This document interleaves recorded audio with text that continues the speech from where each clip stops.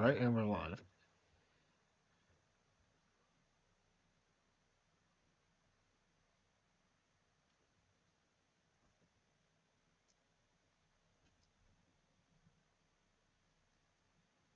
Alright, go to 14. Alright, there we go.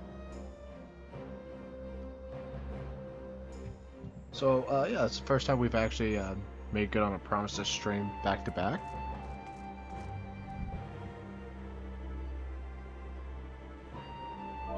With the clearance, still talking about burgers.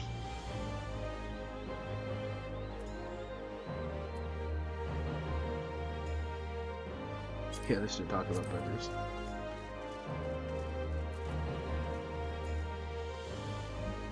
You gotta get this mic so it's loud enough.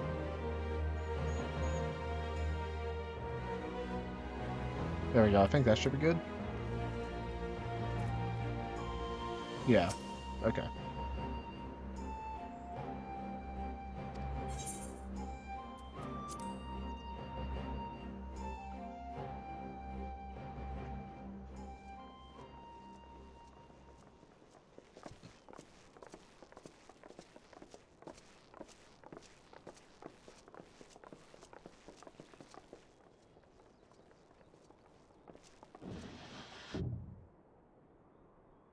Lise, what brings you here? Oh, Alliance business. We have a request for Doma. Well, Hian. But that can wait. They told me you were out searching for Alphino. Did you manage to pick up his trail?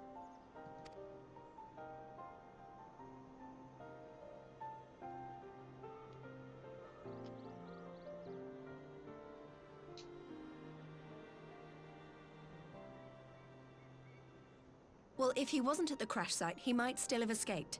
We have to keep searching. And we will. Alphino embarked on this journey as an emissary of Dorma, and I hold myself responsible for his safe return. I will have our shinobi in the provinces search for him as a matter of urgency. Chin up, Alize. You'll get to admonish your brother for his recklessness yet. Well, someone has to do it. I'm sure he's going to be fine. There is one thing I'm not sure about, though. You said it was the Emperor's personal guard that attacked Alphino's airship. But the Popularis would never have been able to arrange the prisoner exchange without Varus's blessing. So why would he sabotage his own mission? They may not have been acting on Varus's orders. The guard answer not only to him, but to his family, the Crown Prince included. When Yotsuyu summoned Tsukuyomi, Asahi was quick to proclaim that a dormant citizen had violated the terms of our agreement, that the negotiations had failed. And it is this version of events that is now being repeated across Garlemald. To hear the tale, one would think the prisoner exchange never took place. Plainly, someone is manipulating matters from the shadows. Most likely Xenos, or whoever it is that wears his face. Whichever Ascian you mean. We all know the nature of our adversary. The servants of chaos are true to their name. Their meddling has cost Dorma a chance at peace. Whoever it was that loosed his personal guard, the Emperor cannot be ignorant of these developments. We must proceed on the assumption that our treaty is indeed in tatters.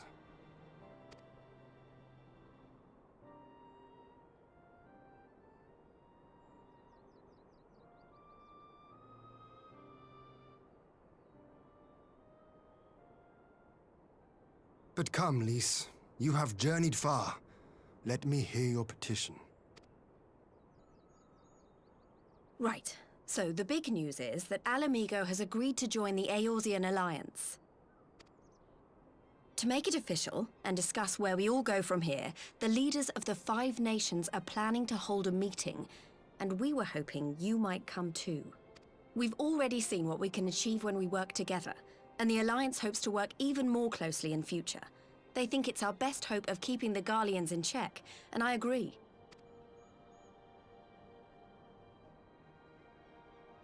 As do I.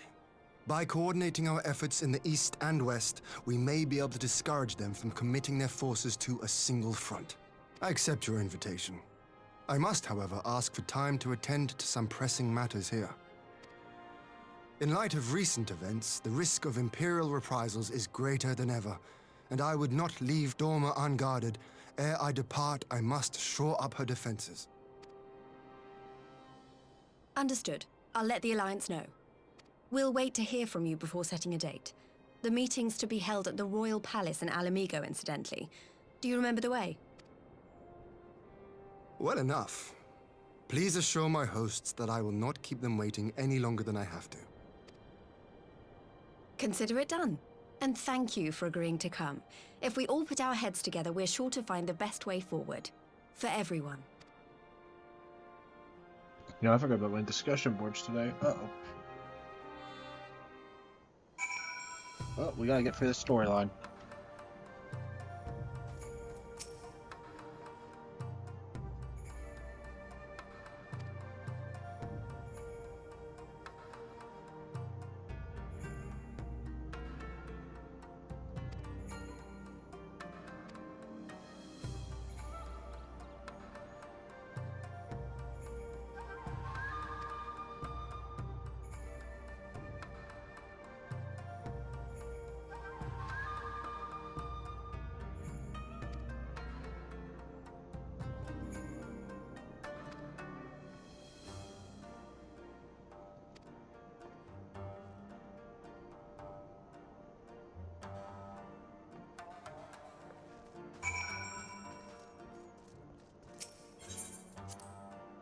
I got my the archive copyrighted yesterday because some dude's diss track used a Fall Guys fan in his background or something. It was like F Fortnite. I'm gonna get the Fall Guys Victory Royale or something like that. It's just funny.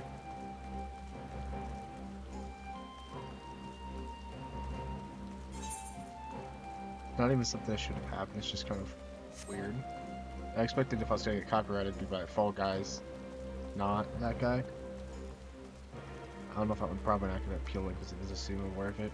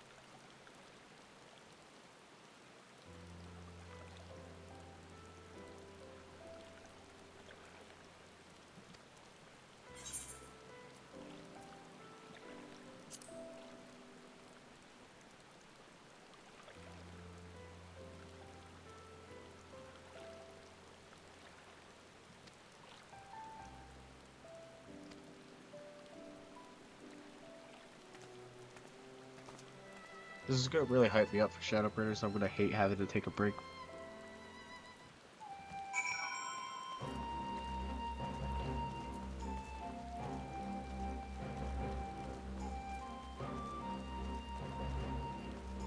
Should probably grab that Ethernet shard.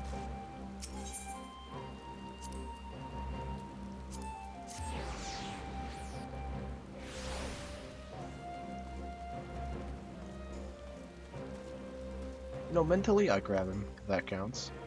Doesn't do anything here, but mentally I know where they are.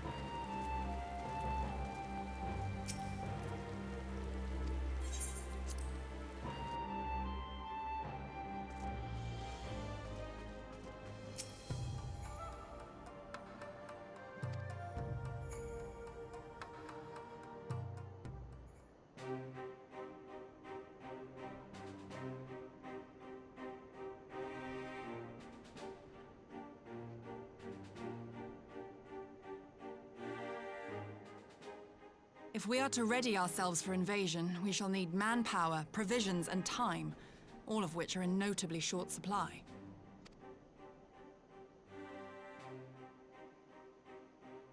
Candid as ever, you giddy. And correct, I concede. Fortunately, I have an idea. 'Tis plain no single nation can stand against the might of the Empire. And it was only with the aid of others that Dorma succeeded in winning her freedom.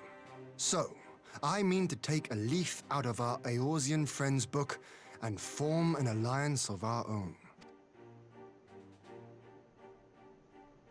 In addition to those with whom we already share an understanding, I would reach out to Hingashi and Suinosato, and further afield to the myriad peoples of Nangsha and Dalmasca. I am under no illusion. Not all will answer the call. Yet disparate though we may be, we are united in our desire for freedom. If our neighbors could be made to see what is at stake, Ascian machinations and all, cooperation need not be so far-fetched a notion. It may even seem practical. Under the guidance of our former leader, Master Louis Soir, we once strove to unite the fractious city-states of Eorzea. I dare say that experience shall be of use in your endeavor. We should be glad of your wisdom. For the record, I would have been in favor of this plan even if it hadn't been my grandfather's, but I have to ask, how will we secure the time to carry it out? Not that anyone has forgotten, but the Garleans have airships. Lots and lots of airships. Should they catch wind of our plan, they could send an armada to overwhelm us before our alliance had even begun to take shape. Not if we deny them access to the skies. During our time in the Burn, the Warrior of Light and I chanced upon some Allagan ruins. Oh? As such ruins go, they were not particularly unusual. But something about the surrounding land struck me as odd. Faint though it was, its ethereal residue was uncannily similar to that of Azizlar. Identical, in fact. For locations so far removed to share a single etheric signature is all but impossible. I conclude, therefore, that the Allagans created the floating continent with land taken from the Burn. While that is a most intriguing theory, I fail to see what relevance it has to Dorma's defense. Azizlar was enclosed in a powerful energy barrier, impenetrable even to an Agrius-class battleship. It occurred to me that those ruins may have enjoyed similar protection. I have no proof, but the Warrior of Light did report seeing a structure resembling other known Allagan field generators.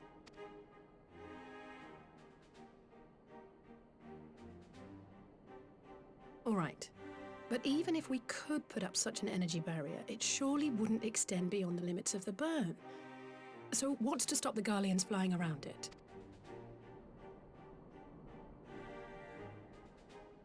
Fuel. The Dalmascan capital, Rabanasta, was a key Imperial refueling point in the east. By laying waste to it as a lesson to the rest, the Empire greatly hindered its own operations in the region. If an Imperial fleet were to advance upon Dorma, it would now have little choice but to travel, as the crow flies, over the Burn. I see. A word of caution. Even assuming the generator still functions, raising a barrier of such a scale will require a prodigious amount of energy. And few places are so bereft of suitable crystals as the Burn.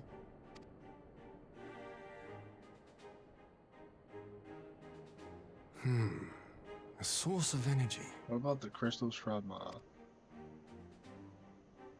Tell me, the soil? did the Allagans make a habit of launching things into the sky? A curious question. Besides Azizlar, I know of only one other notable instance. The Red Moon Dalamud, whose fall triggered the calamity. Just the two occasions, you say?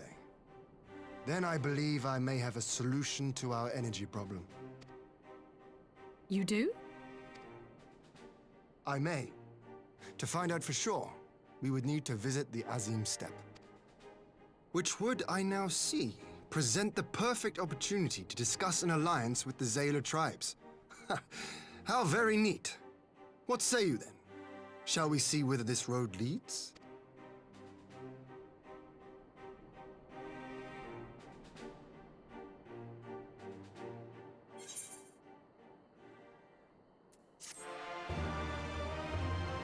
Okay, one quest down. We gotta keep pushing.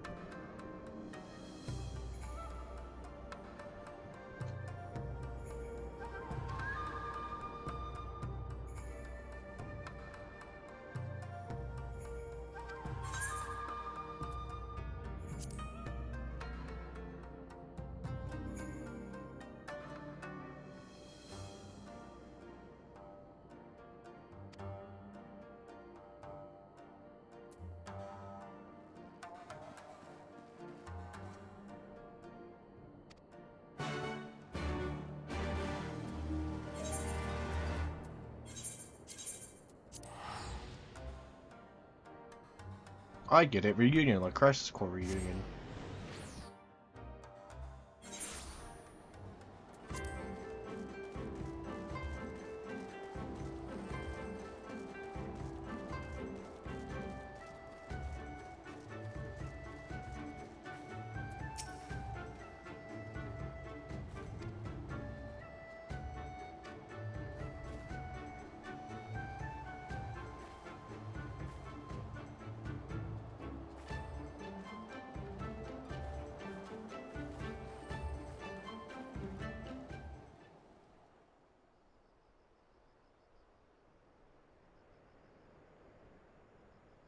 Oh yes, where we bet bro at.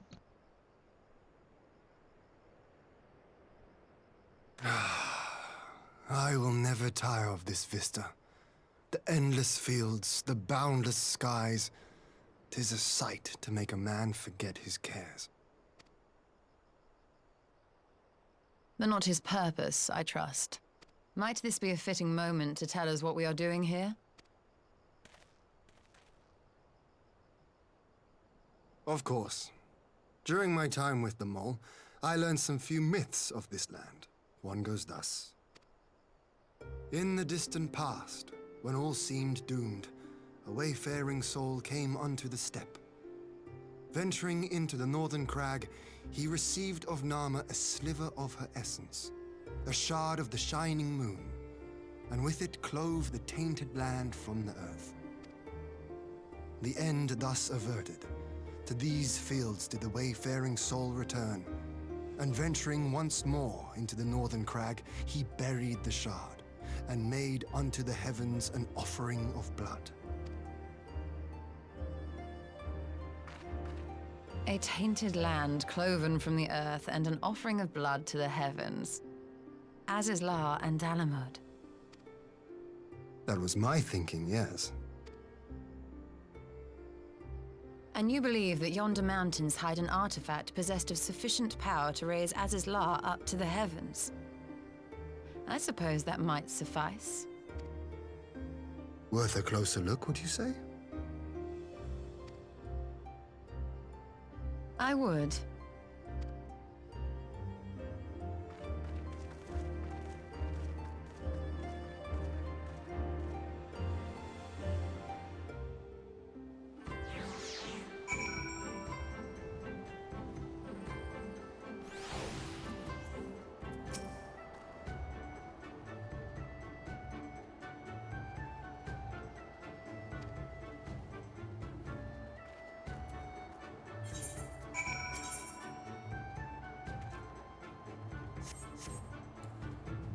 We got a firebird over there. We have this. Yeah, we have one.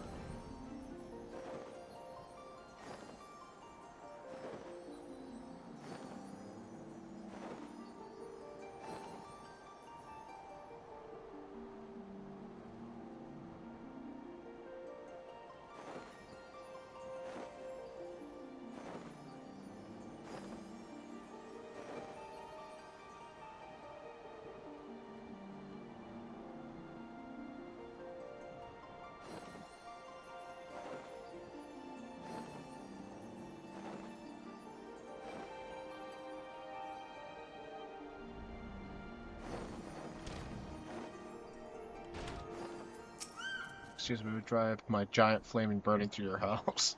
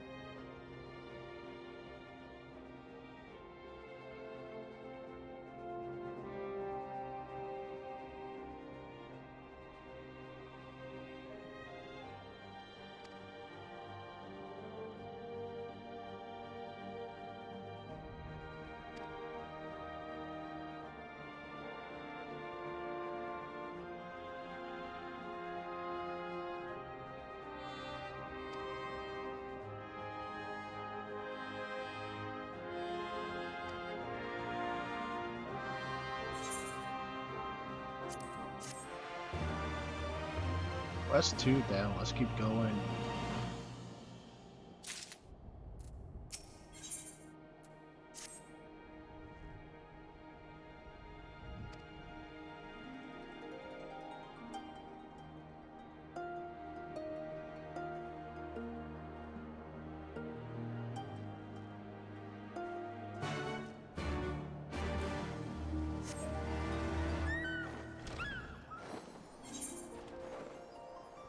Probably some kind of dungeon, I assume. Or it could just be an instance, I don't know.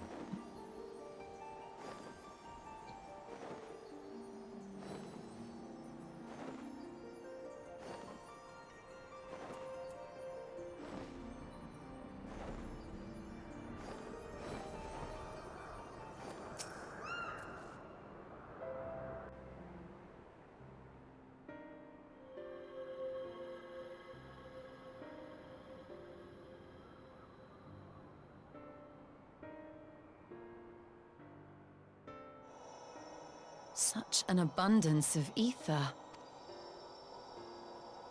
Are we in luck? We are. This is an Allegan artifact, most likely built to regulate the flow of ether. I strongly suspect the ancients used it to stem the flow from here to the burn. That would explain how they were able to untether what became Azys La from its surroundings. But were we to throw open the floodgates, the resultant deluge would surely be sufficient to raise our wall. And in restoring the flow, we may also restore life to the wasteland.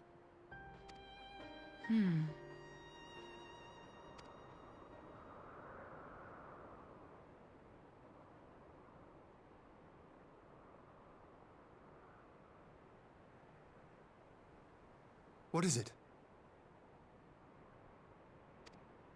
While the device itself harbors a surfeit of ether, the opposite is true of the surrounding area.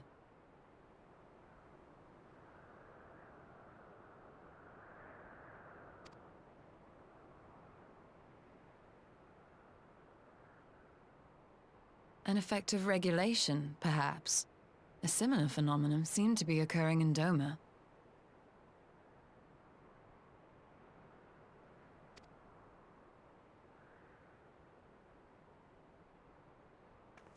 Whatever the explanation, the answer will not reveal itself here. We have seen what we needed to see. Let us return to Mol Ilo.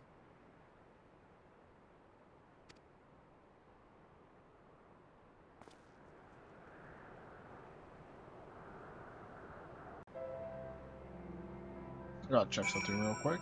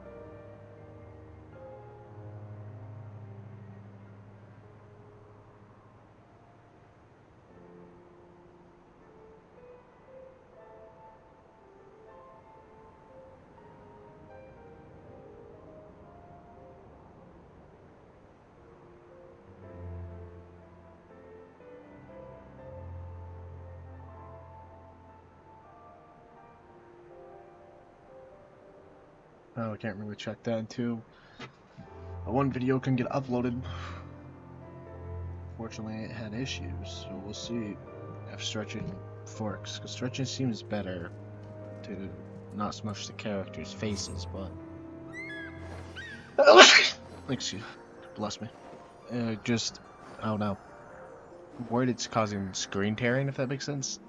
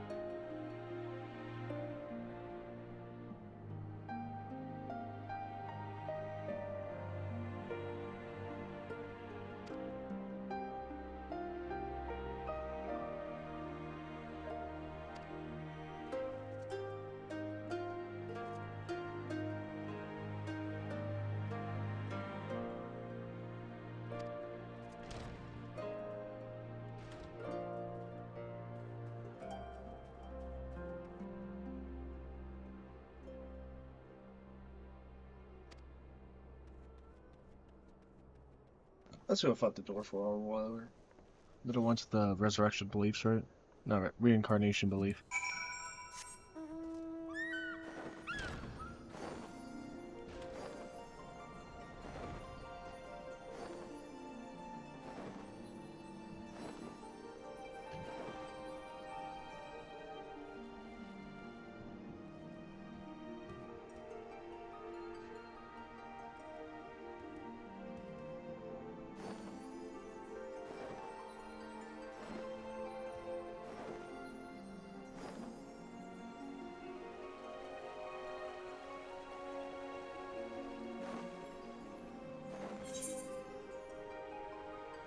Was there a fast travel point? Am I just, you know?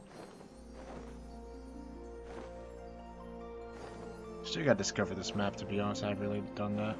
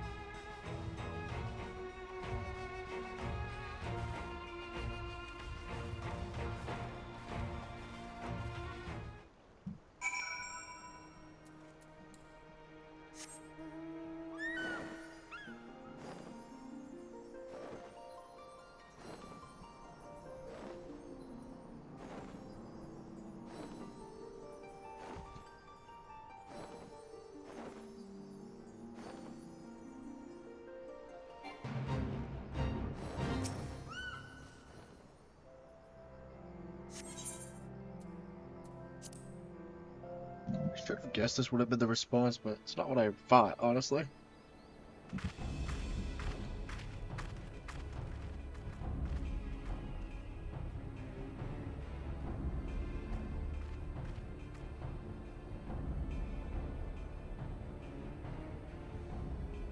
Yes!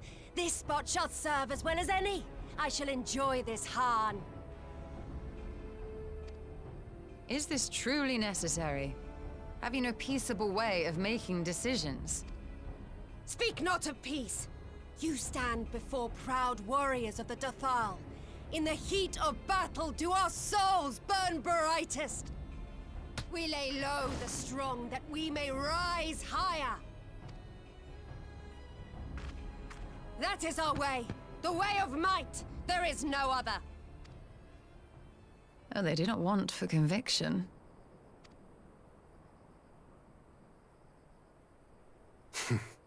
Indeed. It's what makes them such dangerous enemies. And such useful allies. Enough talk! It is time to fight! How she acts, I always expect him to be a warrior, not a mage. Alright, let's get it.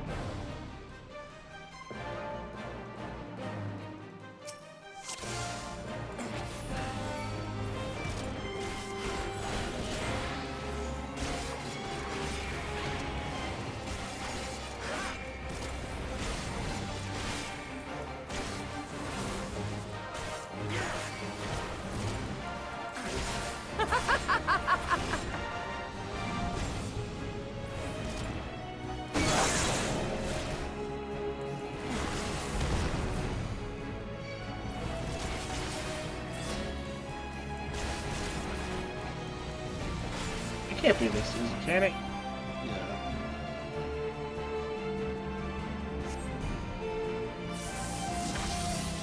Yeah, that's what I thought. I was like, that's too easy.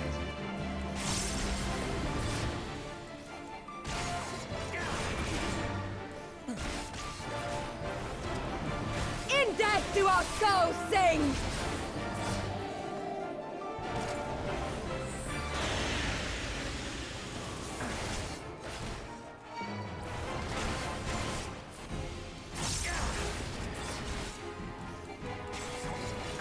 In death do our souls sing!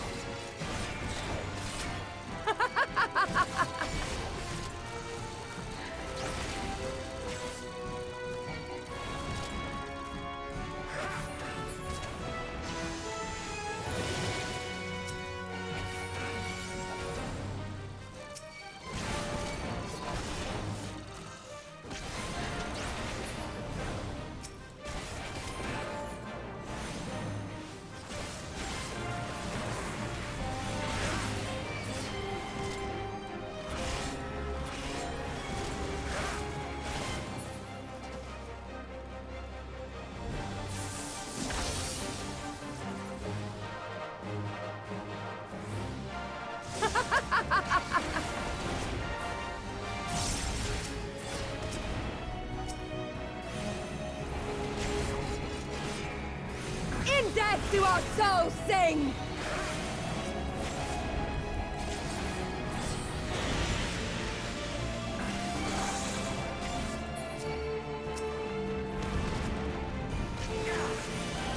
In death do our souls sing!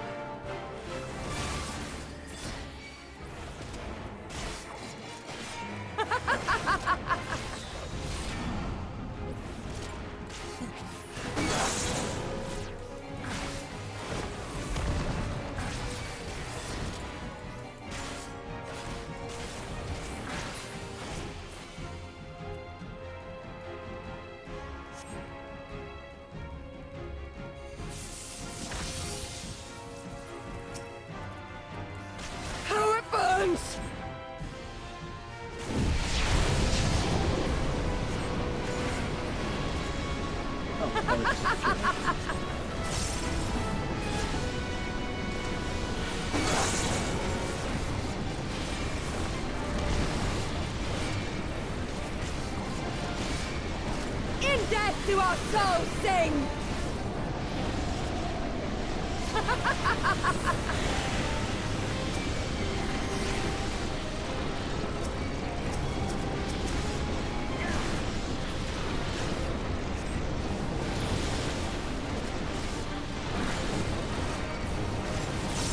In death do our souls sing!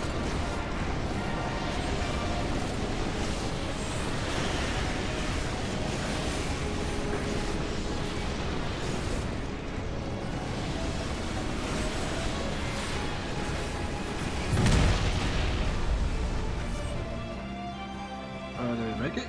Yeah, we did.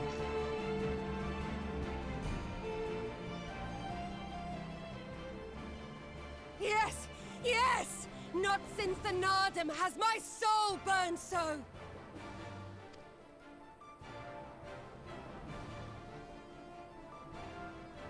Come! We have only just begun. We're Enough! You were not granted leave to set the steppe ablaze. Well, well, the sun has come out to play. Be gone, Moonstruck Oranir! I am busy! Fool of a Dothal! Have you forgotten the face of your master already? The sun will never set! From his seat on high, he reigns over all, now and forever.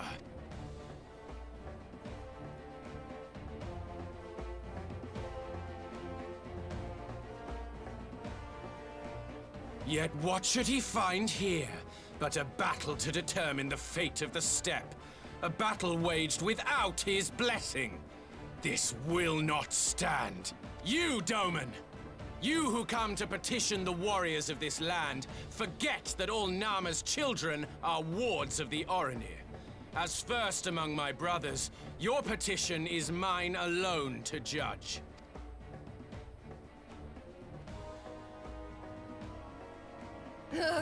These words are as wind from a horse's backside. Plentiful, but your axe sings more sweetly. Let her speak for you.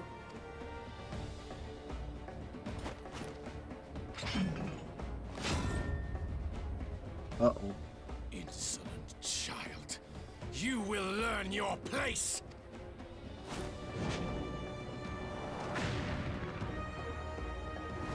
Pretty sure bro has Titan's axe.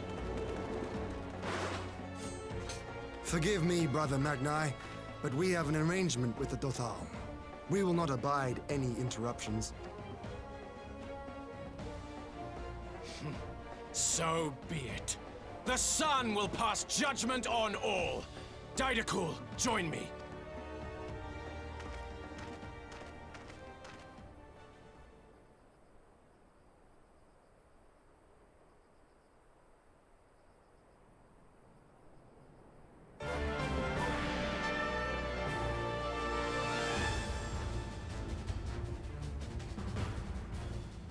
The sun is in good company. We may dance alone.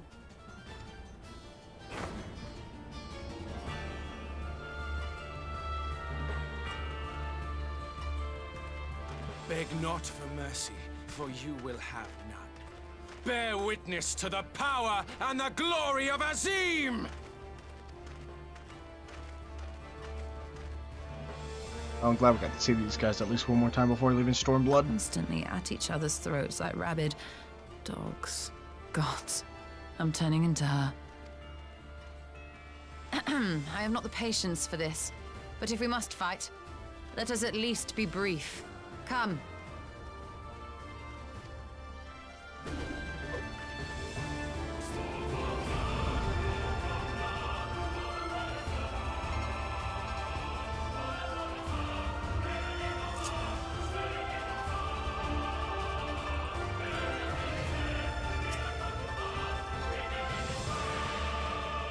I was really hoping to see myself in the background. So I guess we have to You'll start playing as these characters.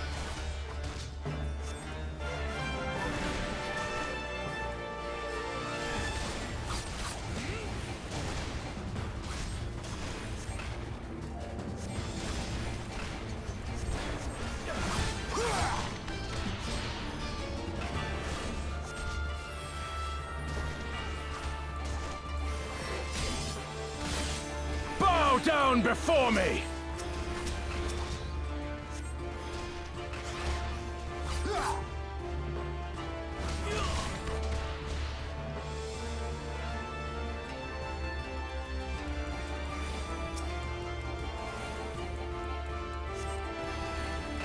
Oh, I didn't know we could destroy those. I'm gonna have to keep that Kneel or in die! mind next time.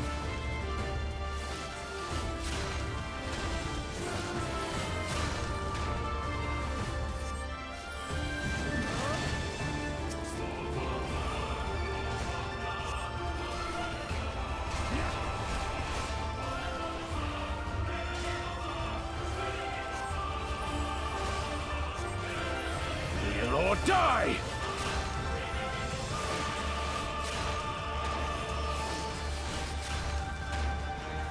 Mark well and learn! Concentrate!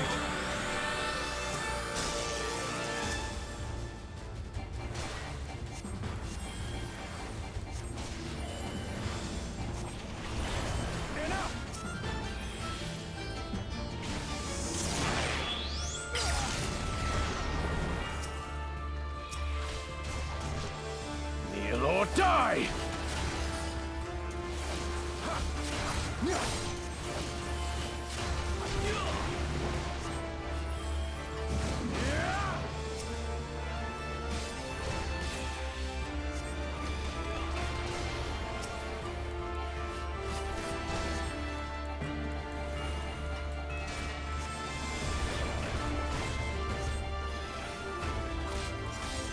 Bow down before me! Mark well and learn!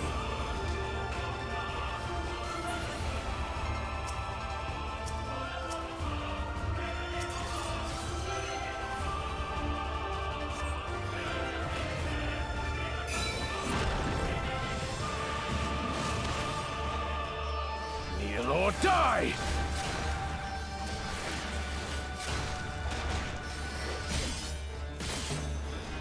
Bow down before me!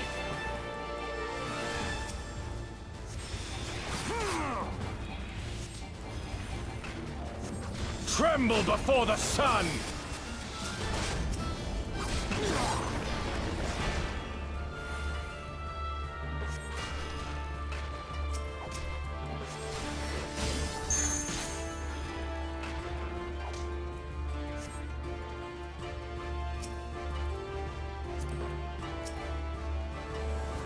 Let us be about it!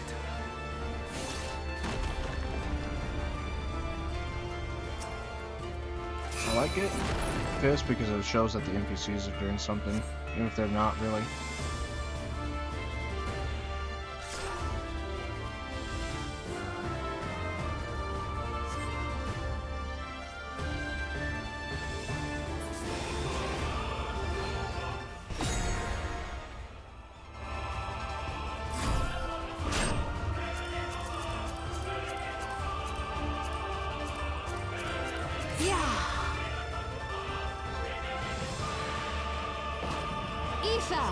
To me! Yeah, I really like this, taking control of the other characters down. So it feels less like it's just us doing everything. It feels like a team effort. You.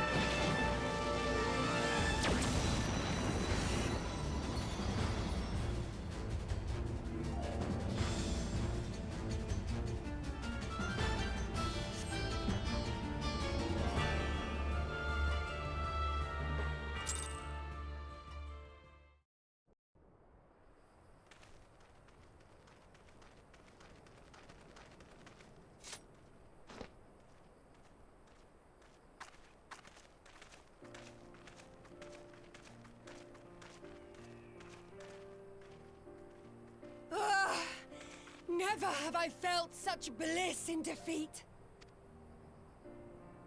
'Twas a battle to burn soul and flesh to ash. We Dothal will lend you our strength as promised. Narma's power is yours to wield.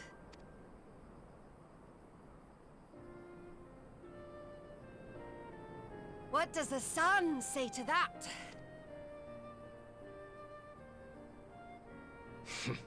The sun is not driven by base motives such as yours. But they have been judged and found worthy.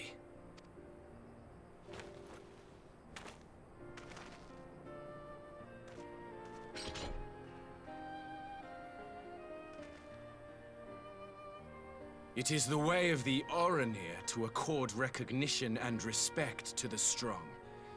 You have made sufficient proof of your strength. The sun shall answer your call. You have our thanks. We are glad to call you allies.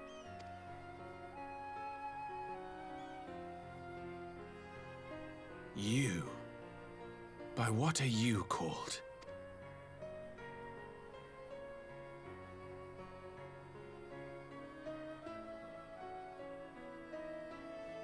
You stole her. Why? Are you? Oh, I thought it like was Are on his you back. my Nama?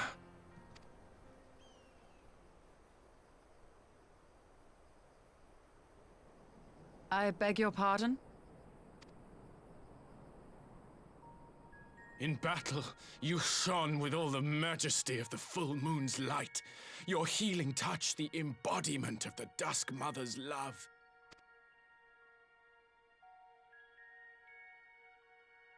Long had I wondered if my Nama might not be a woman of the steppe. Beholding you, I am all but certain.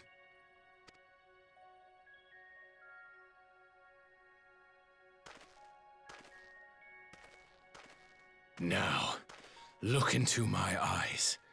Could it be? Could you be?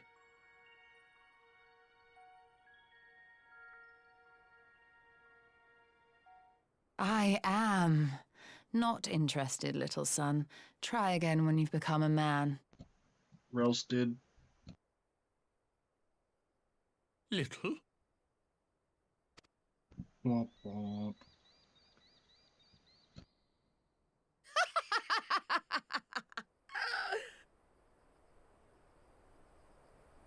Little son! Little son!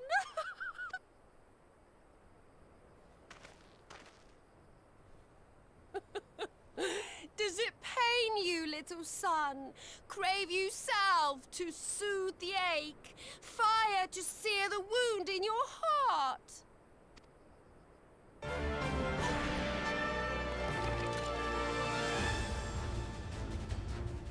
We have wasted enough time here. Siren awaits for word of our success.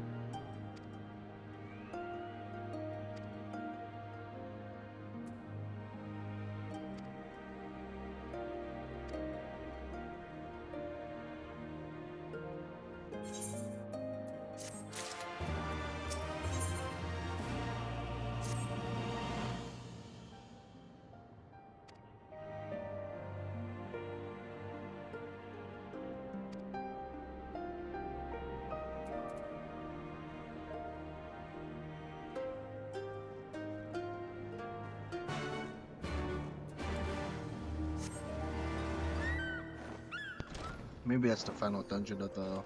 It's the House of the Crooked Quilling, so we gotta get like to the point of being able to do that.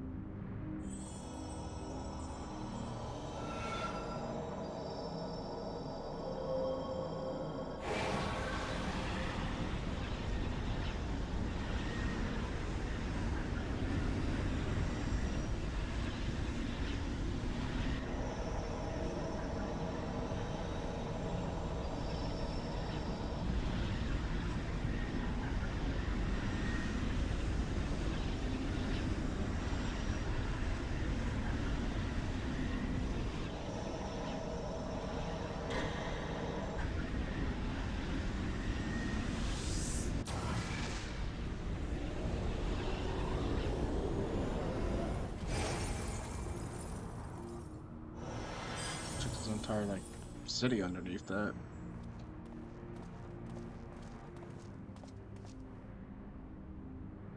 Did it work? It did. Ether may flow freely to the burn once more.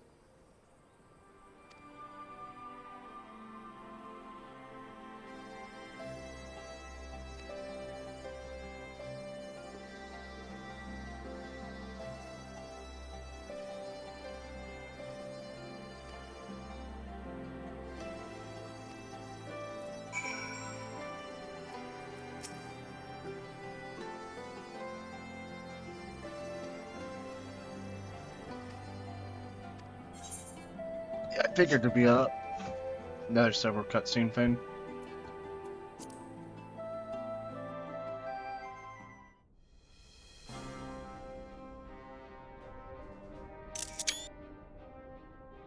Mistress Lys, Commander Aldin, it gives me great pleasure to formally welcome the city-state of Alamigo to the Eorzean Alliance. The pleasure is ours, Your Grace. I know I speak for all Alamegans when I say that we are glad of this chance to stand with our comrades of the Alliance. And we, for our part, are glad indeed to be able to welcome friends both old and new. Lord Hien of Dorma, at your service. Pray, accept my heartfelt thanks for your generous invitation. Nay, 'tis we who must thank you for journeying so far. And 'twould be remiss of me not to acknowledge the part the Scions of the Seventh Dawn have played in bringing all of us together. His voice sounds In different. times of great unrest, you and yours have been our constant companions, without whom we would not be here. With apologies to Lord Hien and Mistress Alize, it occurs to me that we have not gathered in this way since that fateful day in Uldar. The day I lost my arm and my freedom. As I lay in my cell, never did I dream that I would one day be given the chance to represent my homeland at this council. I would not even be alive had you not plucked me from the jaws of death. You, Yugiri, and Alphino. Would that the lad could be with us.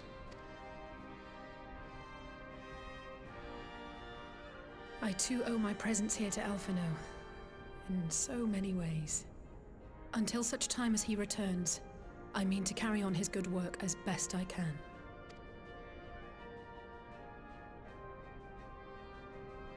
Come, friends. Let us leave the past in the past and turn our eyes to the future. My Lord Hien, pray, tell us how things stand in the east.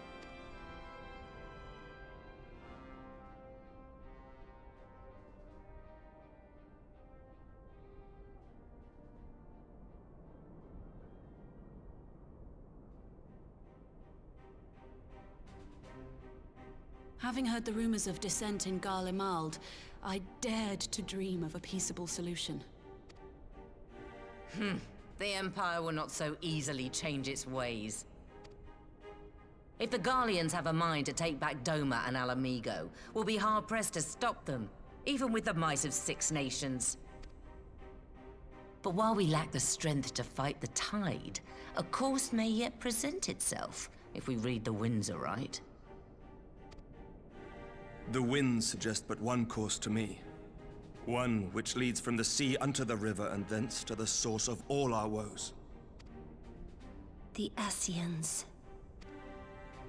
Indeed. All here have felt their blighted touch. It was the bringers of chaos who nurtured the Archbishop's tyrannical ambitions. They who bestowed upon him the secrets of summoning, as they have so many others before and since. And while they remain, we shall know no peace. Our objective is clear. The question is how to achieve it.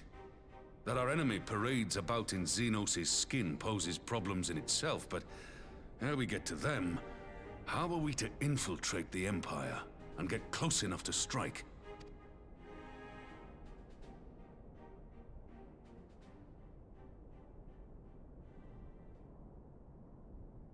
While I see the wisdom in targeting the Ascians, an assassination attempt on Garlean soil would do little to aid our cause, even were it to succeed. It's time we used our enemy's preferred tactic: subterfuge. You have an idea? Speak your mind, Master Thancred. None here know the enemy better than the Scions, and you mayhap best of all. Whatever it is you propose, we will give it fair hearing. On that you have my word. Very well, Admiral. My proposal is thus. We dispatch the shinobi to Imperial territory. There, they sow the rumor that the Crown Prince perished in the battle for Alamigo, and that the man parading around is in fact a corpse inhabited by a servant of darkness.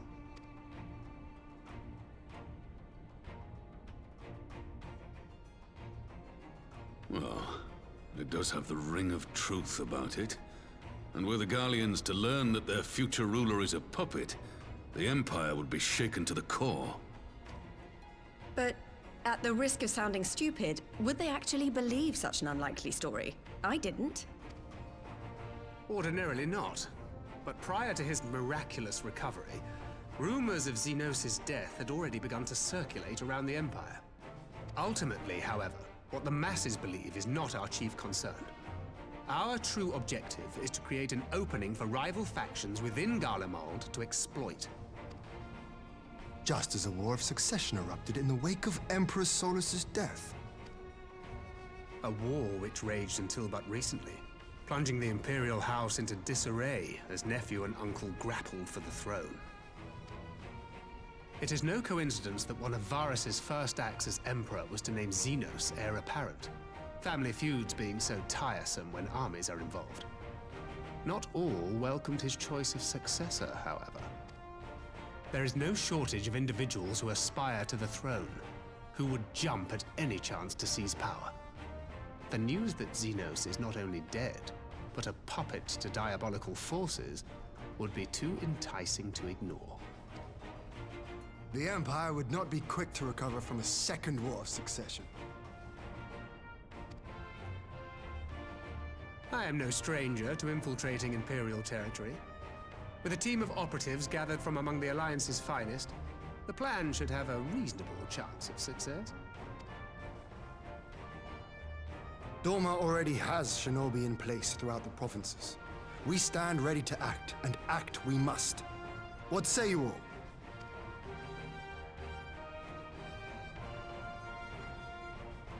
I'm for Master Thancred's proposal. We shine a light upon the Ascian and test the Empire's unity. 'Twas his plot that scuttled Doma's negotiations, was it not? Why then, if we can eliminate him, there may yet be a chance for peace. Let us wage this war of subterfuge, that we may one day lay down our arms. Gods know we never will while the Ascians remain.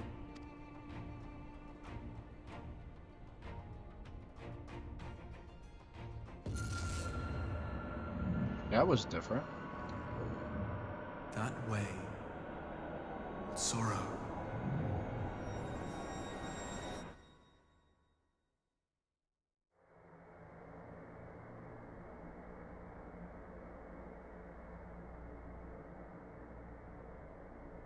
History must be changed.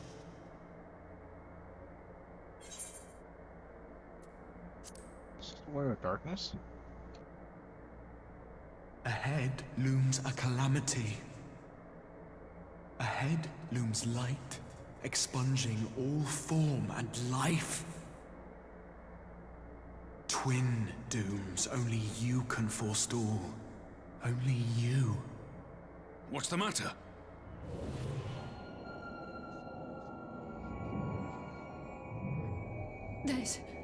There's a voice. Spies in our midst? Nay, I sense no such presence. Let expanse contract. Eon become instant. Throw wide the gates that we may pass.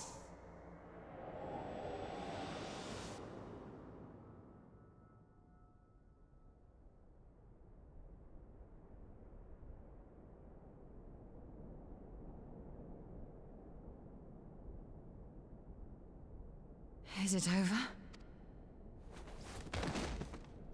Master Thancred!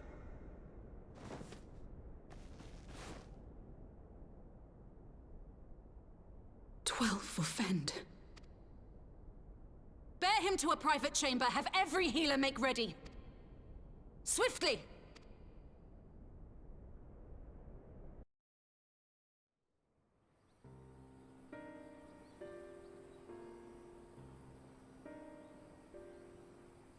Master Thancred remains in slumber. Though his vital signs appear stable, he's unresponsive. What could have done this? And why just him and not the others? I'm afraid we could not identify the cause, my lady. Our examinations revealed no wounds, nor the presence of any poisonous substances. Gods, that only makes it worse. You're to let us know the moment there's any change, all right?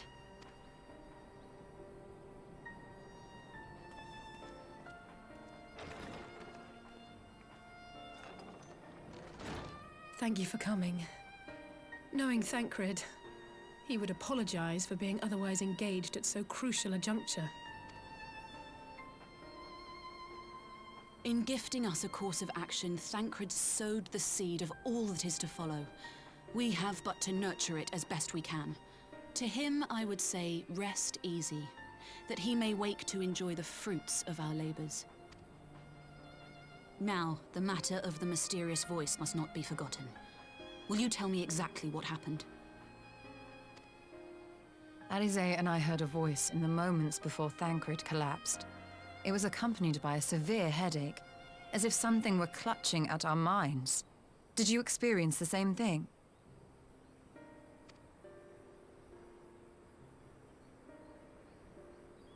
So, in between the voice and the pain, you felt as if you were somewhere else entirely.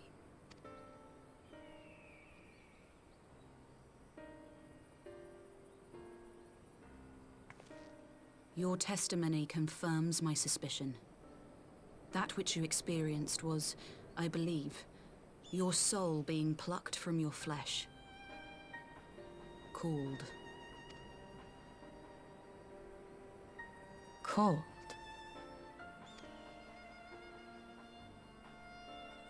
I myself examined Thancred. Reach out as I may, I could not sense in him the spark of life that is his soul.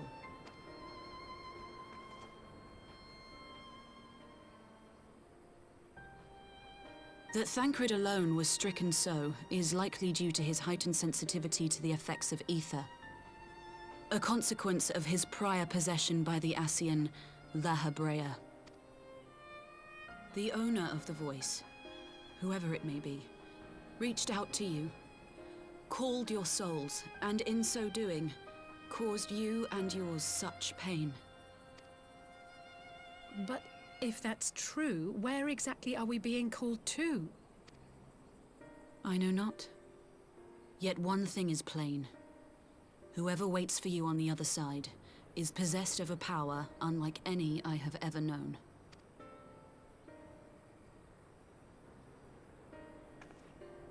Forgive us, Lys, but may we leave Thancred in your care for a time? As if you had to ask. I may not be a scion anymore, but I'm no less a friend. Don't worry. I'll see to it that Thancred's well looked after. Just focus on solving this mystery, all right? Thank you, Lys.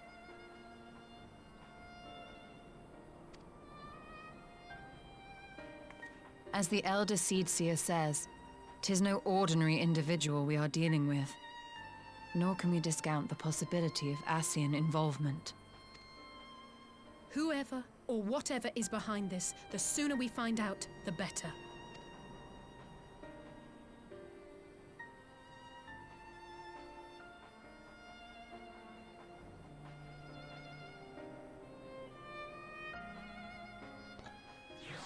Well, I guess this is what's going to start the bridge to Shadowbringers, because there's really... I don't really know the whole concept itself, but this is kind of how I imagined it, kind of.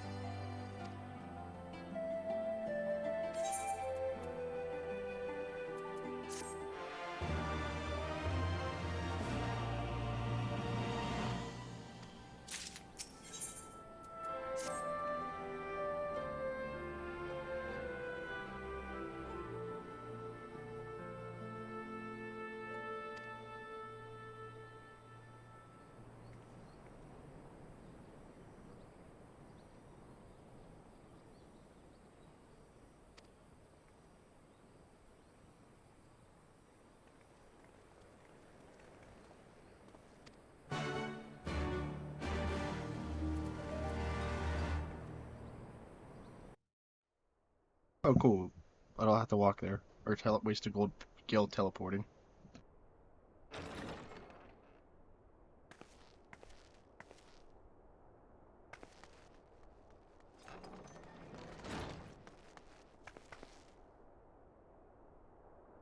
Urianger! Gods, it's good to see you. Would that our meeting were under happier circumstances. I judged the voice sufficient cause for concern even before you sent word of its effect on our comrade. Yeah, they had to change Ariande's voice actor too. That's not the same one, dude. His old voice was so good. Not that this new one's bad, but... You heard it too, then?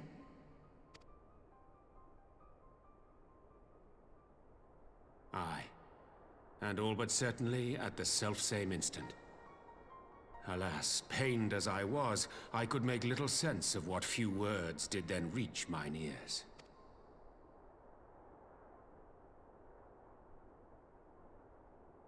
Who do you think is responsible? Could this be the Ascians doing? That I cannot say. Not when so little is known. Ere I indulge in speculation, I would examine Thancred with mine own eyes. To Alamigo, then, without further delay. We just came from Alamigo.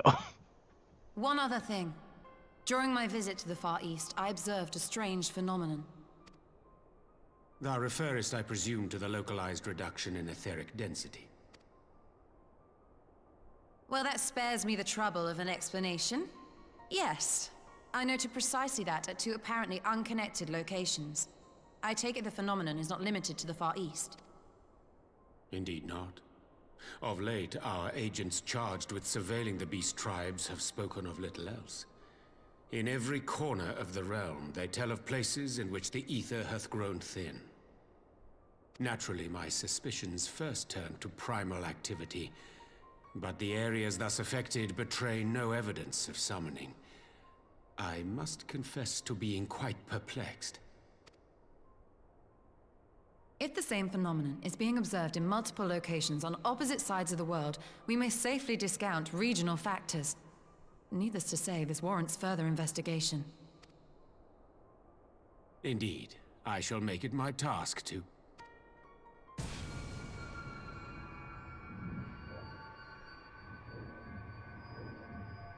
The voice. It calleth to me once more.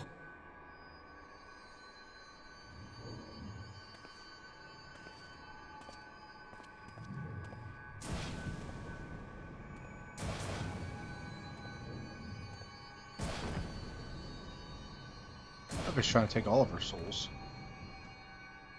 I hear it too.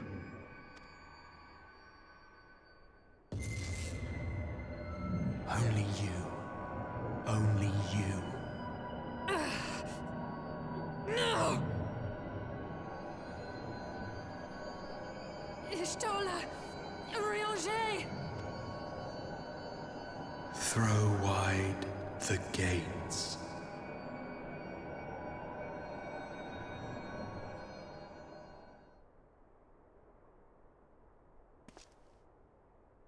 No! No, this can't be happening!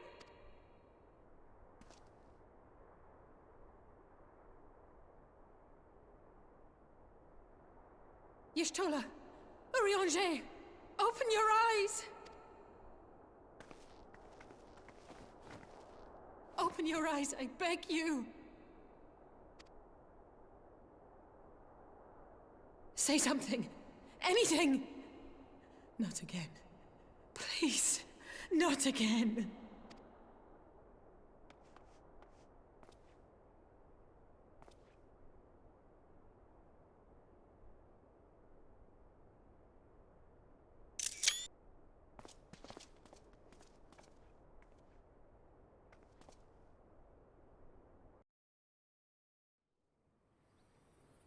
Yeah, I have a feeling he's trying to get all of our souls.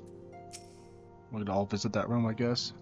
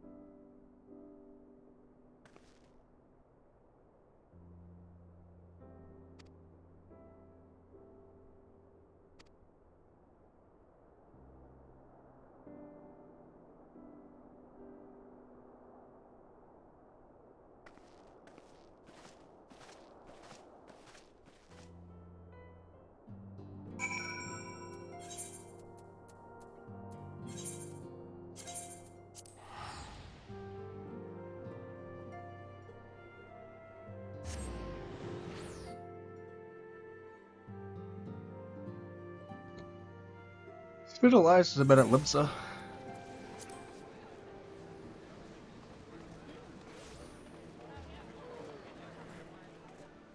Right. By the maelstrom that'd be up at the aft castle. Oh, the guy name's Kirito. Never seen one of those guys before.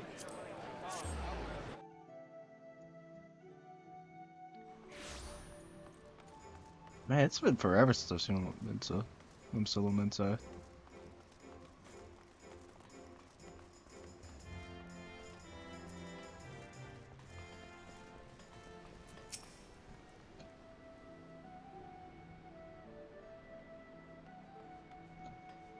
I don't know who Gabu is. I probably do. I'll see him and recognize him, but I just don't remember his name.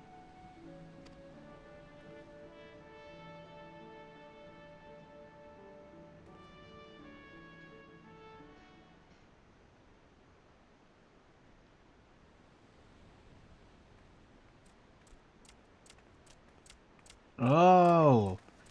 He was the kobold Here we he is, saved. my lady.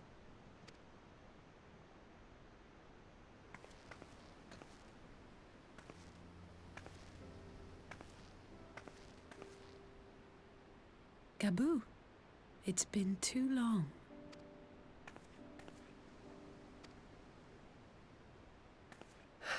I'm afraid there's been no change. If he can see or hear us, he has given no sign. I see. You're still fighting. I'm proud of you.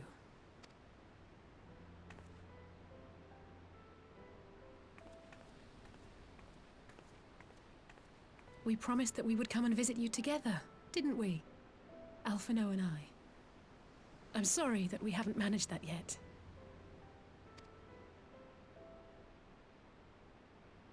You know, with the three of us like this, does it not remind you of that night? Of the stars beyond count twinkling in the heavens? Glad this came I was back. feeling pretty low back then. Powerless. But I knew that my brother was close by if I needed him, and that the others would be waiting for me back at the Rising Stones.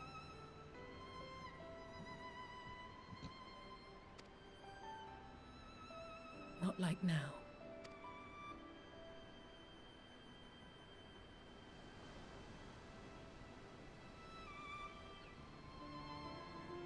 I've seen my share of trouble since coming to Eorzea.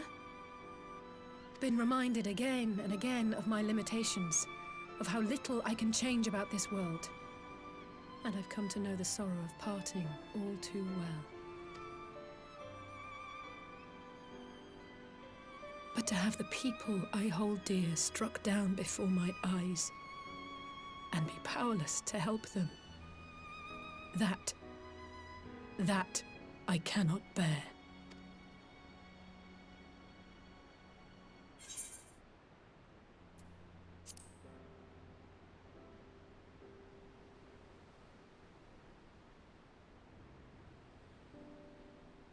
No, I don't. You're right. It's pure arrogance to imagine I can solve everything by myself. You'd think I'd have learned that by now. Thank you. I don't know what I'd do without you.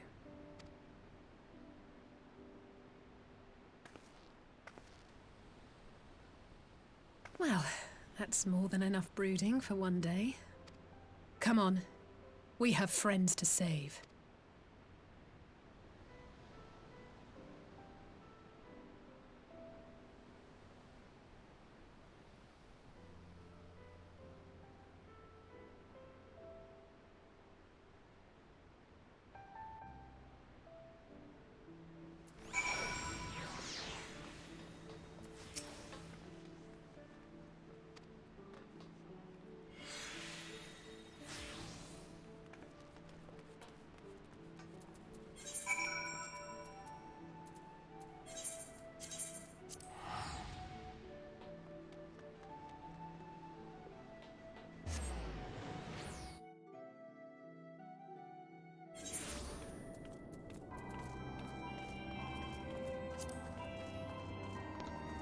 Let's get to 7th heaven.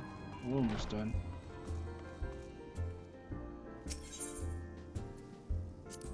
I think. We'll find out. Let's see, prelude to Violet. Prelude and Violet. There leaves 1, 2, 3, 4, 5, 6, 7 more quests. Yeah, we should be getting there. We're roughly only an hour and 25 minutes into this. So yeah, we got this done tonight.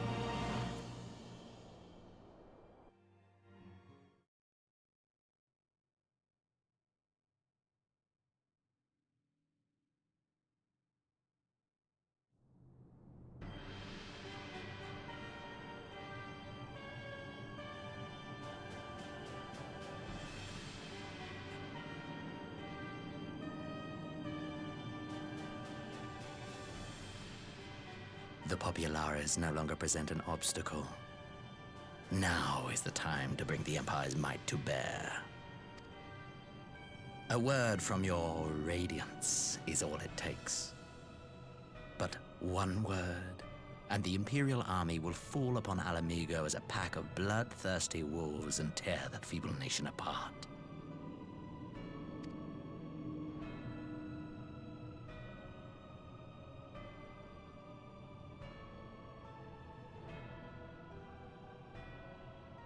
Have you no words for me? Despite the lengths I go to, an emissary playing the part of a fool. When first I took this face, I swore to use all of my knowledge, all of my power, to further the cause of the Empire. My deeds stand testament to my commitment. And with this adamant flesh at my disposal, I could destroy the Icon Slayer as easily as one might swat a fly. Why do you hesitate?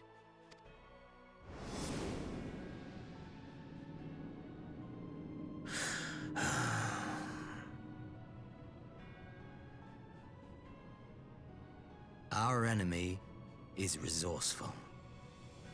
Though victory is certain now, it will not remain so indefinitely. Deliberate if you must, but be quick about it. We'll speak again when you have unburdened yourself of doubt. Until then, I take my leave, Father.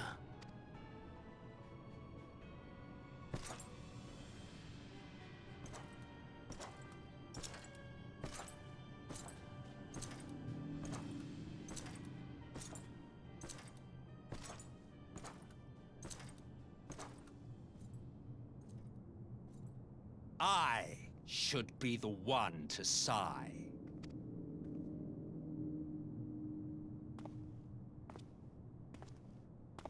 I played my part to perfection. I had earned my rest, and then, thanks to La Habrea's crowning act of idiocy, our favorite emissary sees fit to summon me back. Elidibus was ever a warrior. A most tiresome trait, would you not agree?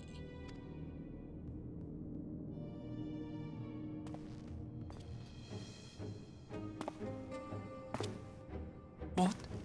Have you no words for me either? No matter. I've long grown weary of this mummery. Now, my dearest grandson, let me remind you of your place in the simplest of terms. Is that soulless?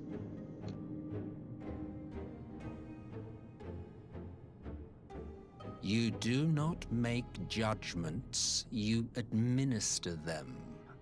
Swiftly and to the letter. Naught else is your concern.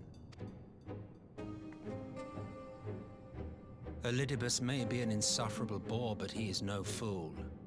His choices as emissary seldom err.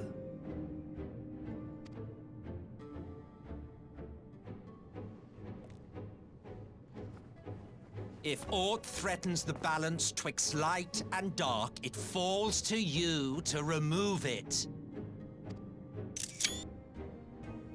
Be it by your own hands or by your armies, you have ample means at your disposal.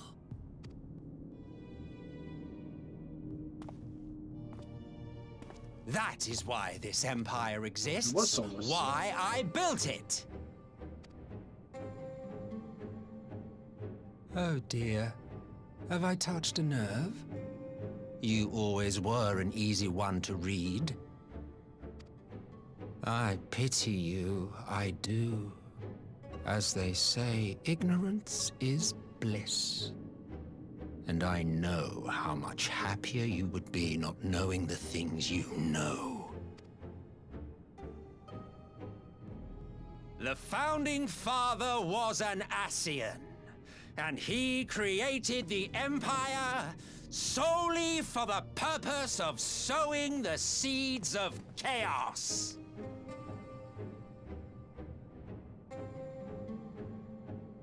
Don't take it personally. I merely do my duty. To bring about a calamity requires no small amount of power, and there is no surer way to obtain such power than by collecting powerful pawns. To that end, I have labored long and hard, and I must say I am quite pleased with my handiwork, paltry though it seems in comparison to Alag.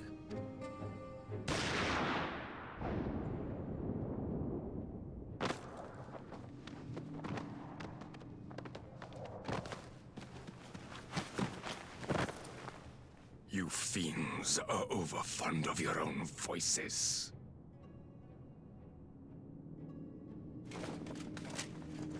Mark me, Ascian. Man is the master of his own destiny.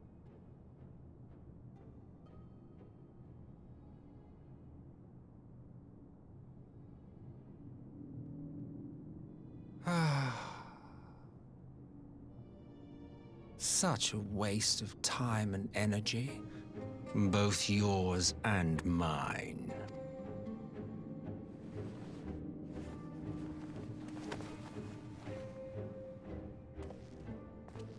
Lest you forget you are Emperor now.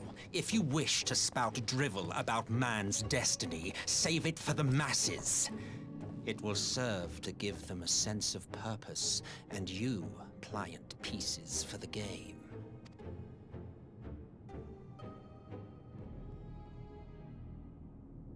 Oh, do stop sulking, boy. You, of all people, should understand. Ours is a struggle to restore both mankind and the world to their rightful state. Viewed thus, our goals are one and the same.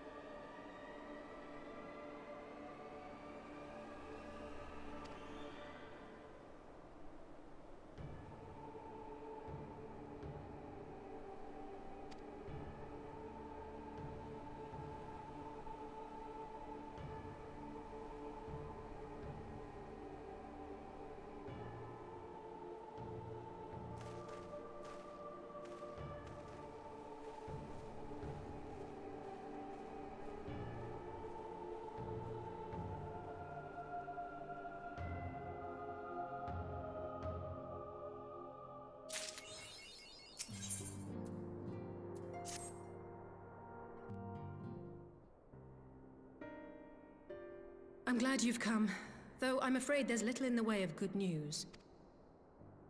After you left, we reached out to both the Alchemists Guild and Stillglade Fane and attempted all manner of treatments. But the results were always the same. Whatever the answer is, it's not alchemy or conjuring. Why did it have to be Y'shtola and Urianger and not me? Out of all of us, they are the ones who could feasibly have solved this puzzle. And Elfino's still missing. Gods, it's all going wrong. Where do we even start? A grave situation indeed. Might I be of some assistance? It's Philomena. Oh no, it's Crow. Forgot about her. Kryle! I did not think you well enough to travel. When word reached me of the plight of our friends, I could not well stay away. As a fellow scion, not to mention your erstwhile mentor, this is one of those times you should feel free to call on me, regardless of my personal circumstances. Yes, I should have thought of that. Thank you for coming, Kryle. We would welcome your insight. And I should be happy to provide it. Now, what's this I hear about Alphino heading into Imperial territory? That boy always did have some funny ideas. Do you remember the speech he gave when he was accepted to the Studium?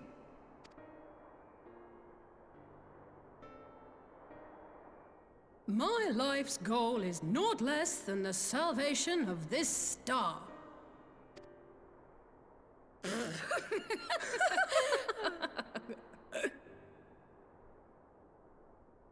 That particular grand pronouncement has been a source of great embarrassment to him, as you know.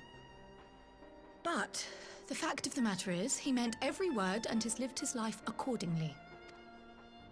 Yes, he remains altruistic to a fault, but I'm worried he was too fixated on his goals to see the dangers, as has happened before.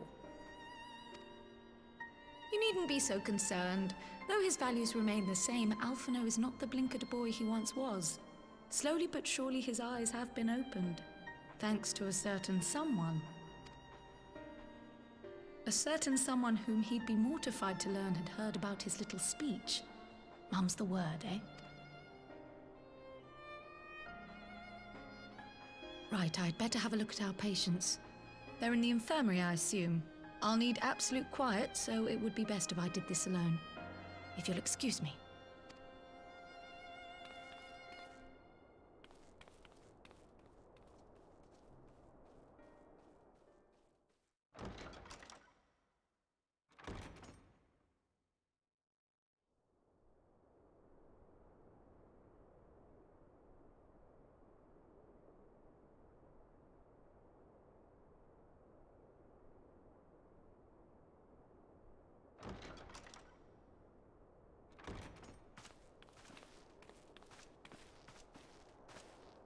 All three are in fine physical health. At a glance, I would say they were merely sound asleep. Except for the fact that I couldn't sense the slightest trace of them in their bodies. It's as if their souls have taken leave of their physical forms. Ah, yes. The Elder Seedseer made a similar observation. I've read the report. When you heard this mysterious voice, you described feeling as if you were somewhere else, yes? If we assume the ether which comprises your essence is being drawn to some other place, then it may be possible to follow the trail it leaves behind, just as we did in our search for Thancred. I wasn't around for that, but I can't imagine it was easy. Oh, it wasn't. But that's no reason not to try. I will have need of Master Matoya's crystal eye if I'm even to make the attempt. So I suggest we pay her a visit.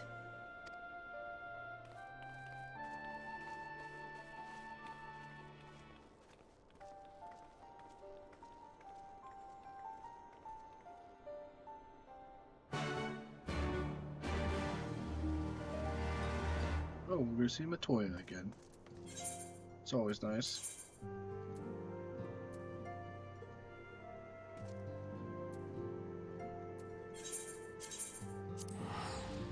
Always like going back to these older locations because it kind of just like Yeah, there's more to this ward than there is, you know. It's not like she existed just for the Heaven's Ward campaign, Matoya.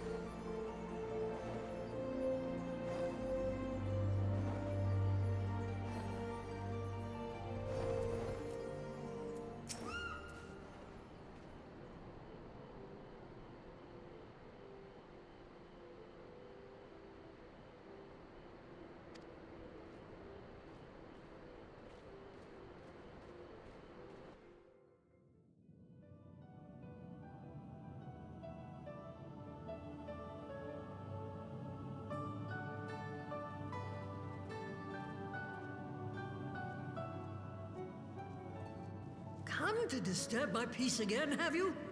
I hide myself away in a cave, and still you people insist on pestering me with your problems.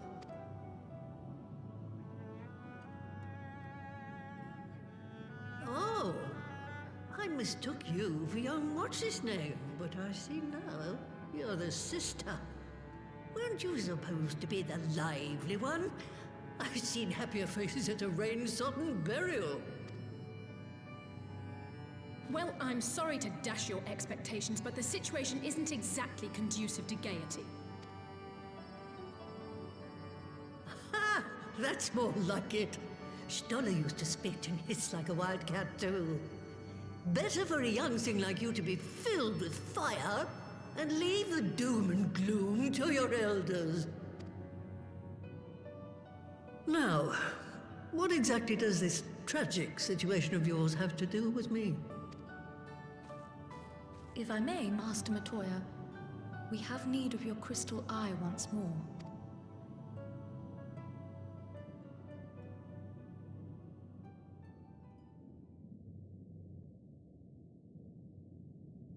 And Stoller is one of the afflicted, is she? Very well. She may be an ungrateful stray, but she's my ungrateful stray, and I'll not see her buried before I am.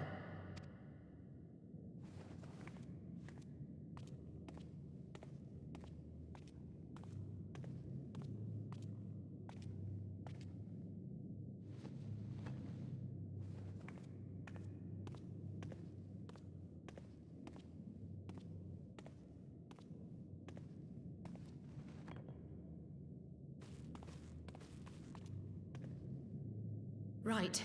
Let us see what we can see. I'll begin from where our friends first fell, and cast my senses out from there.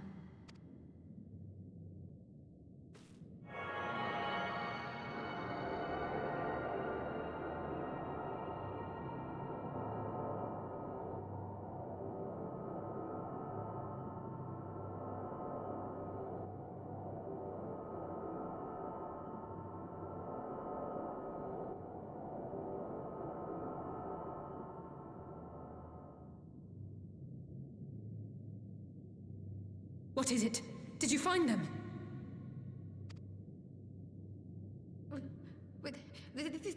doesn't make sense.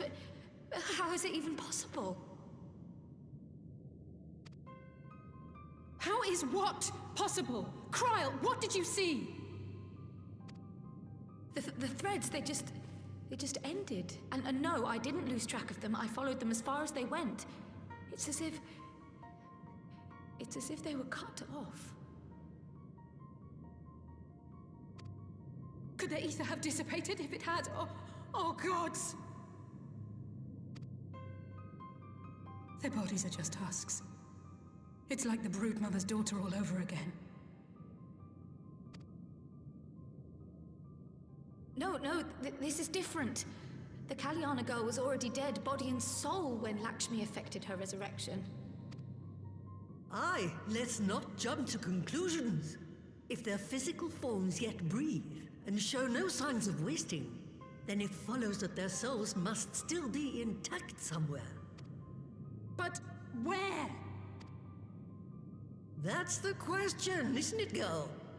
Death has not taken them to the ethereal sea, yet there are no tracks left for us to follow.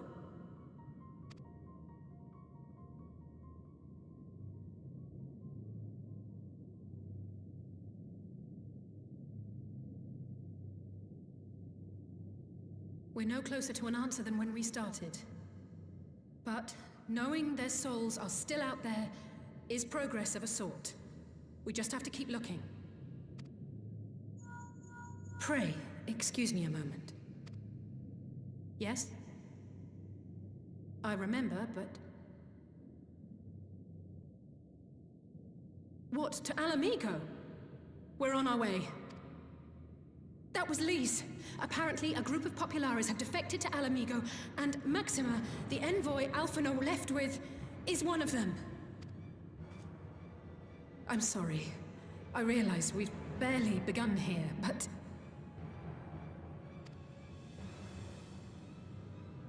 Go, child, go! You've made up your mind, and life's too short for dithering. I'll do some digging in the meantime and see if there isn't some other method we could use to continue the search. Let's be off then.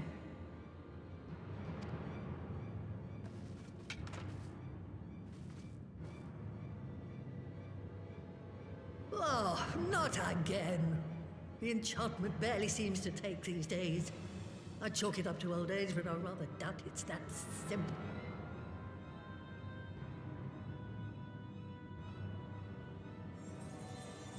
It's good to know Maxima's alive at least. I like them. Before they took ill, Y'shtola and Urianger were sharing notes on a thinning of the ether. It seems to be happening all over. Does it now? And here I was, all set to blame my woes on that creaking mountain of refuse clogging up the Thaliac. I fear something has gone awry. Still, there's naught to be gained from starting in shadows. You can only do what can be done, and that but one thing at a time.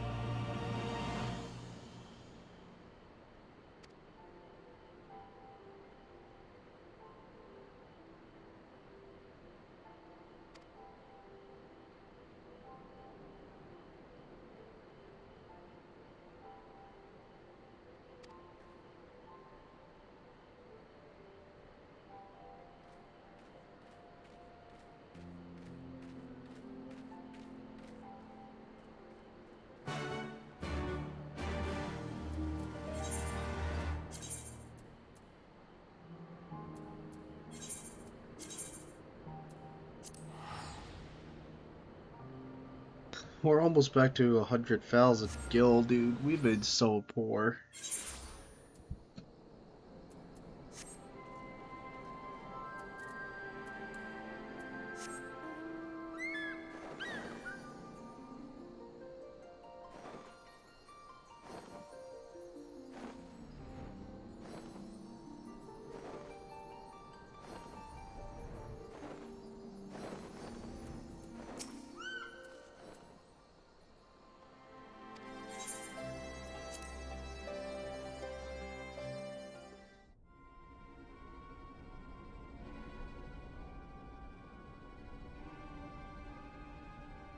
Oh, even his other guy survived. Cool.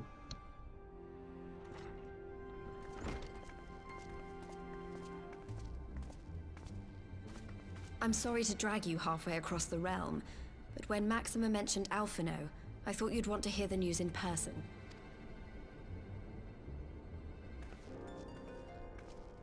Ah, we meet again. Though I was hoping our reunion would be under more auspicious circumstances. What happened to my brother? Where is Alphino? Never fear, my lady. Your brother was in fine health when I took my leave of him, and I have no reason to assume that has changed. You assume? If you will allow me, I shall endeavor to explain events.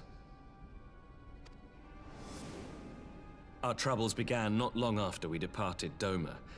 While crossing the burn, we were fired upon by the Emperor's personal guard and forced to make an emergency landing.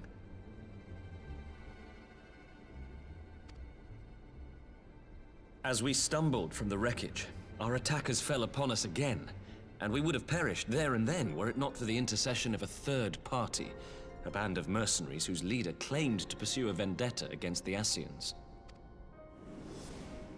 This Shadow Hunter, as he styled himself, then escorted us out of the wastes to relative safety.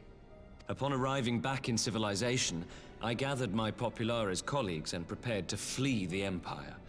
Master Alphino, however, declined the invitation to join us, preferring to continue his investigation into the Ascian threat. Well, at least he's not lying in a heap in the burn. Tell us more about these Ascian hunters. Who are they? And is Alphino still with them? He is. As to who they are, I'm afraid I have nothing to tell you. Beyond the fact that they root out and destroy Ascians, they were unwilling to divulge anything which might serve to identify them. They would not even reveal their next destination. But Master Alphino asked to accompany them all the same. Since parting company with your brother, we've been engaged in a game of cat and mouse with the Emperor's guard. We made our way through province after province, finding the army busy restoring order wherever we went, until we finally arrived here in Alamigo. I cannot thank Commander Aldin enough for giving us such an unexpectedly warm welcome. I'm not inclined to turn away refugees, no matter which land they call home. And if they can tell me how things lie in Garlemald, all the better. On that subject, there is much I would tell you. During the course of our journey, we heard tales that an entire rebel army had been slaughtered in the space of a single night. It would seem my former comrades grew tired of putting down uprisings in the conventional manner, and chose instead to bring a formidable new weapon to bear. Details were sparse, but the rumor alone was enough to dampen the flames of rebellion. I have also heard reports that several companies have withdrawn from their designated provinces and begun marching westward. It is my assessment that the Empire's forces are mobilizing for a large-scale military engagement. Westward? You mean they're getting ready to invade Alamigo? We knew this was coming, but not that it would be so soon. We've barely even begun to shore up our defenses. They won't stop an invading army. No, they won't. Dispatch messengers to the Alliance leadership requesting reinforcements, and send word to our officers in the field to hasten completion of those border fortifications. Prepare to meet the Imperials head-on! No matter how quickly we act, we still want for time. When the enemy comes into view, our best recourse will be to open negotiations with their commander, and see that the ensuing proceedings take as long as possible. Would you and Alize head to Doma and let Lord Hier know about this? I'm sure he'll want to hear about Alphino too. Consider it done. Did you like me to skip that? Uh-oh, this is... Untold sorrow must be changed. Ahead looms a calamity. Eon become instant. Throw wide the gates.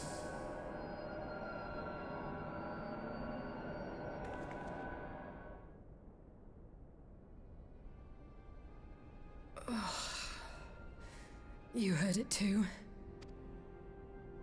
Well, at least we're both still standing. Oh, thank the gods. I thought we'd lost you for a moment there. Why does this keep happening? I wish I knew. Nothing we've tried has brought us any closer to an answer. We'll keep working on it.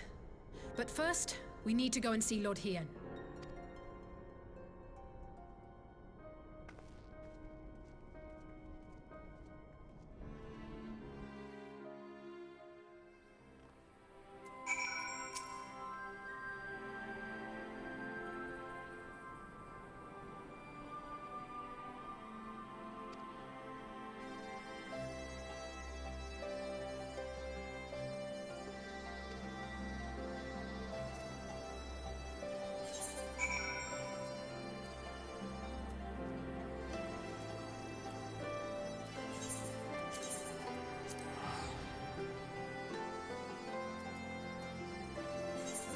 Yeah, that's 600. We'll just not waste the 600.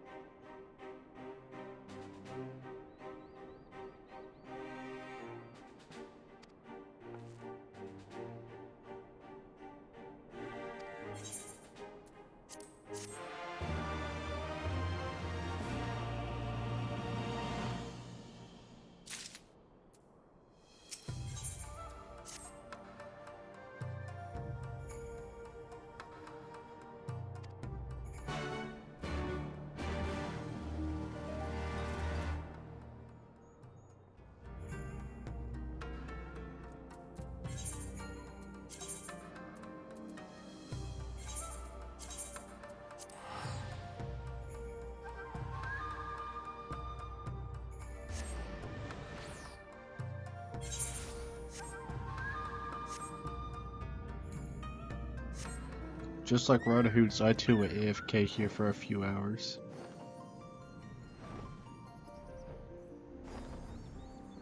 I'm glad to almost be out of Stormblood. It was good, but I don't...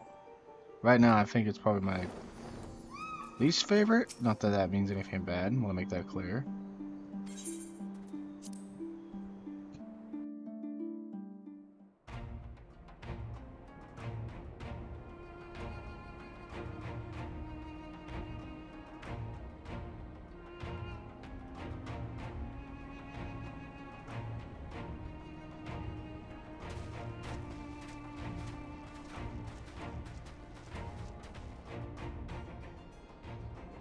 It seems the engineers have matters well in hand. Should the barrier work as we intend, Doma will be free to reinforce her allies in Alamigo without fear of weakening her own borders. Honored friends, the time has come to put your hard work to the test. Start the generator.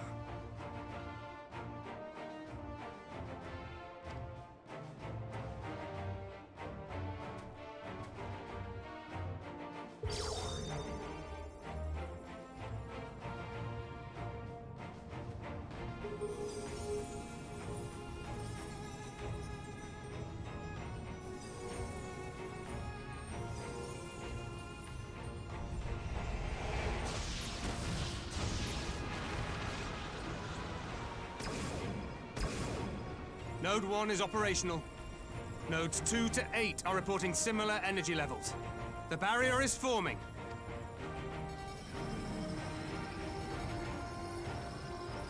$1,000 yards, 2,000, 3,000. Expansion remains smooth. No fluctuations detected.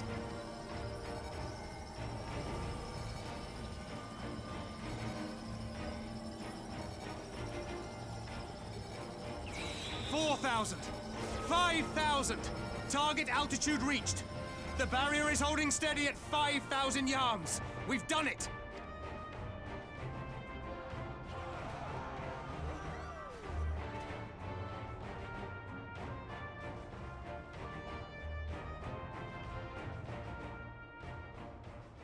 Is that an Imperial airship? Of all the rotten timing. But this is a gift, Mistress Alize.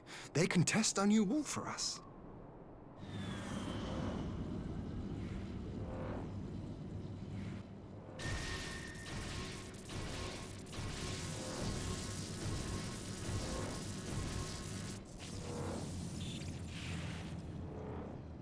Seems solid enough, though I was hoping for a fireball.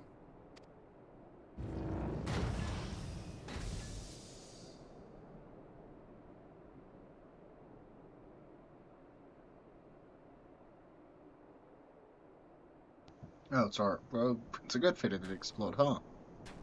Shadowfire.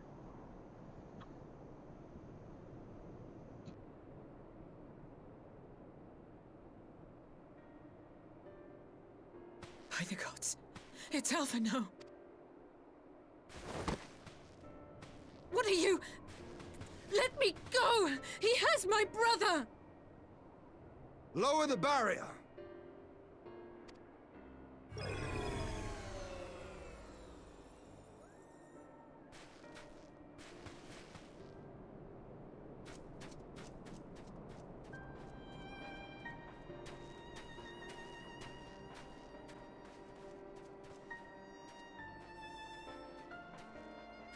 Be at ease, girl.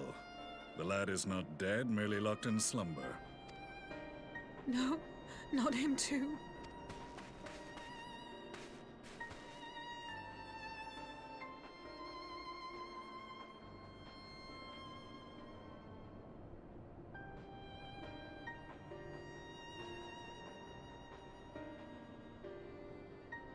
We could identify no cause and found no remedy.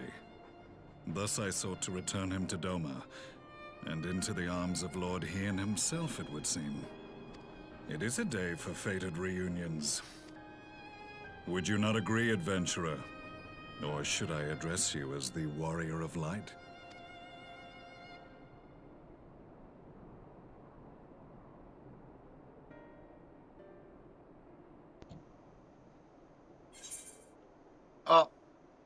I was right. I, Gaius van Baelsar, the Black Wolf. That was the title I was given. One I have long since relinquished. Stand down. The legatus of the 14th Imperial Legion died in Castrum Meridianum.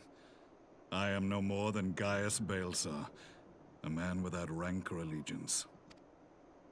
Impossible! There's no way you could have survived! Do you remember how it unfolded?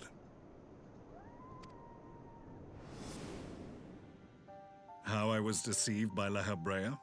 How I was convinced that reviving the Ultima weapon would allow me to bring peace to Eorzea? The Ascian used me, as he used so many others, all to further the restoration of his wretched god. Yet even with the might of Alec at my command, you bested me. And as the Praetorium went up in flames, I was content to burn along with it. For a moment at least. Praetorium. A moment of folly. To surrender my life thus would have been to betray all who died for my cause. It was for them that I dragged myself free of the rubble, and swore vengeance on the Ascians.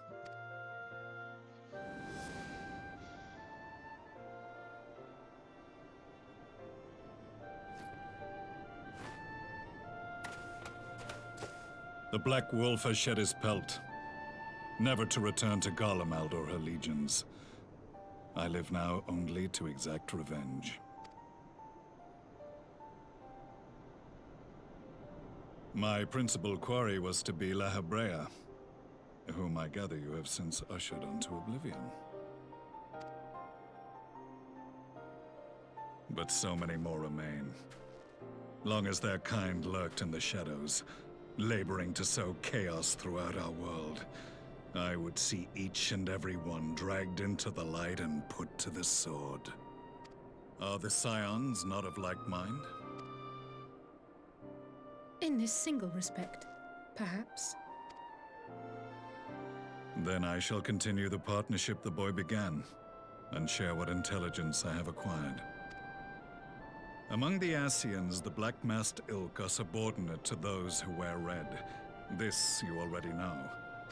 Yet among the Red there exists a hierarchy.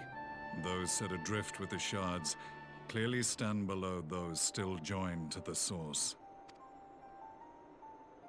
Nabriales, who once dared to intrude upon the Rising Stones, belonged to the former group, and while he was indeed a dangerous foe, his powers were inconsequential next to the paragons of the Source.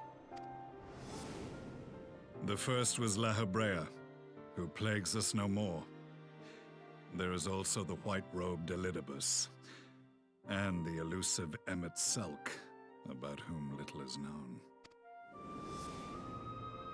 We have files on La Habrea and Elidibus, but I believe this Emmet Selk is new to us? As I assume my brother told you, we have evidence to suggest that an Ascian now walks in the body of the Crown Prince. Have you identified this interloper? Elidibus seems the most likely culprit. As emissary, it is his role to maintain the equilibrium between darkness and light. Your many deeds in Hydaelyn's name have upset the balance, and I believe he seeks to restore it by throwing his considerable power behind the Empire. As a leader of the Ascians, he is one of our primary targets. It was on the trail of this very prey that the boy and I came across the scene of a failed uprising. In the absence of a single Garlean casualty, we inspected the bodies of the rebels, and the lack of any external injury drew my immediate attention. They had been slain by Black Rose, an alchemical invention of the Imperial Army. When I yet served as legatus, I ordered its production halted, and all stockpiles destroyed. Toxic gas is not a tool of conquest, but of extermination. Toxic gas? This must be the new weapon Maxima warned us about. Something deadly enough to sweep away all resistance in a matter of hours. Gods. You don't think they're planning to use this in Alamigo, do you? Put your fears to rest. We infiltrated the production facility and destroyed all existing stores of the chemical along with the plant itself. Even should they rebuild the operation, they will not soon manufacture another batch. Regardless, I would draw your attention to a directive we discovered in the plant's records. The document was marked with a recent date and authorized with the signature of one Zeno Galvus.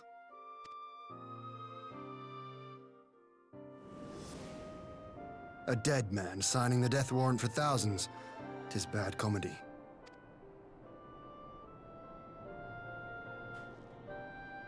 But the tale does not end there.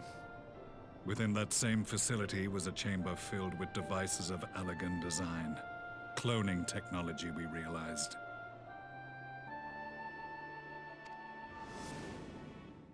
And what should we find in each and every incubator? But a young Emperor Solus.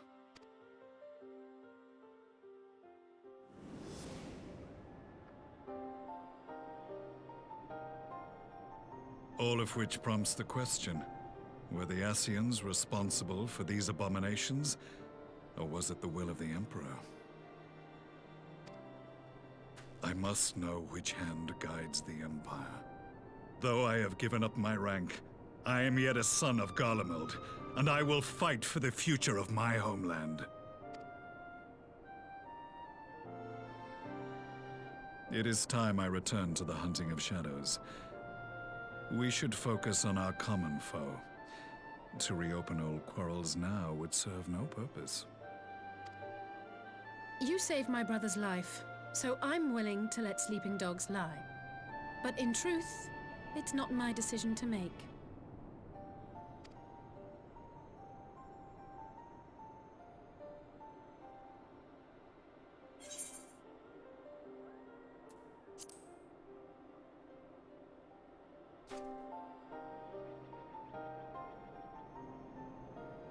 There was a time when I scorned those who placed their faith in false gods, even as I, in my blinkered conviction, place mine in Ascian promises.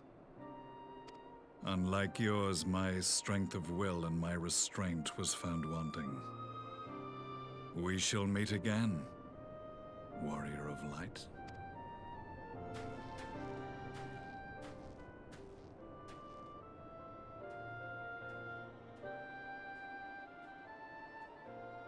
So that was the infamous Black Wolf.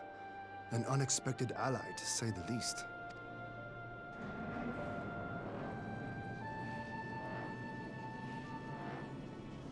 Well, I am content to leave the fine-tuning of the barrier to cleverer minds. Let us bid our friends from the Ironworks farewell, and see what can be done for Alphino back in Dorma.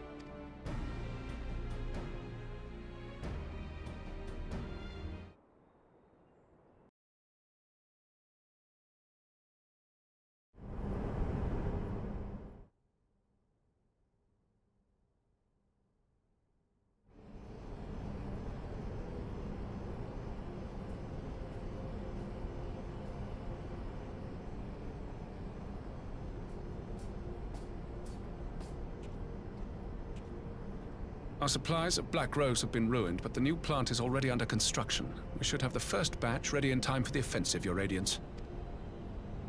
See that you do.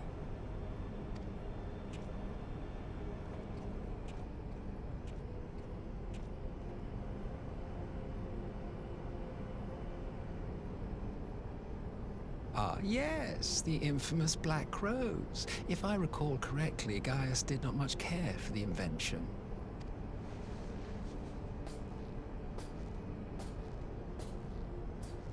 A ruthless and indiscriminate weapon indeed, this airborne poison. It seems you are capable of making decisions worthy of your bloodline. With no gift for sorcery, we Garleans must look to Magitech to even the odds. If it spares the needless deaths of our soldiers and serves the cause of this empire, there is no method I would not employ. How very noble of you. Truly, though, I must commend you for embracing your role as Emperor.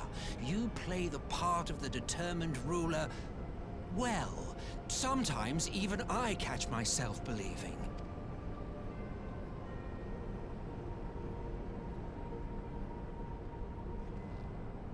A silent agent of death.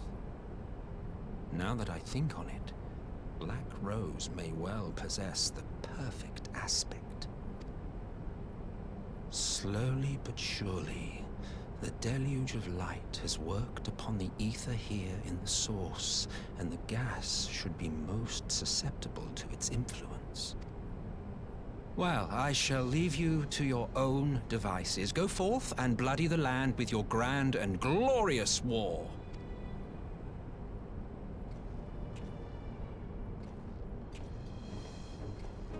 While you do what, precisely?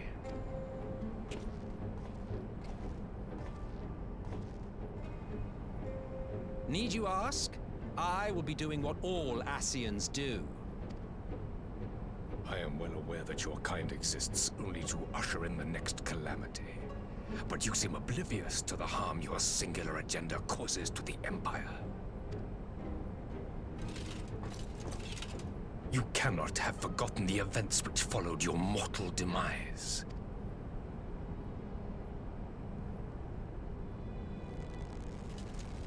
Our homeland was plunged into civil war for your failure to name a successor. The edifice you so carefully constructed was but a hair's breadth from collapse. Are you truly so naive? You thought me oblivious to the consequences of a departure so painstakingly timed? It was by design? Well, of course it was. Though I will admit the resulting panic exceeded even my wildest expectations. But how can you be surprised? Throwing the world into disarray was the very purpose for which this nation was, as you say, so carefully constructed.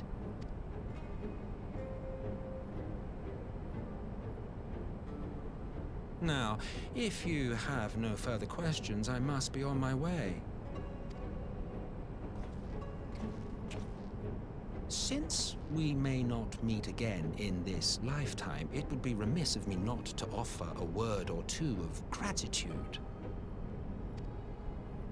I really must thank you for this surplus of vessels. I can mold any host into my own image, but having bodies tailor-made for me in this fashion is so much less tiresome. You dabbled in elegant cloning techniques, yes? It certainly is a compelling, not to mention entertaining, field of research. And of all the options available, you chose the Founding Father on whom to experiment. You have a twisted streak to you, Varus, like grandsire, like grandson, hey? If events play out as planned, this will become something of a family enterprise. You will be the capstone of this world, I the anchor and shard, and together we will give the lie to this star's fraudulent existence.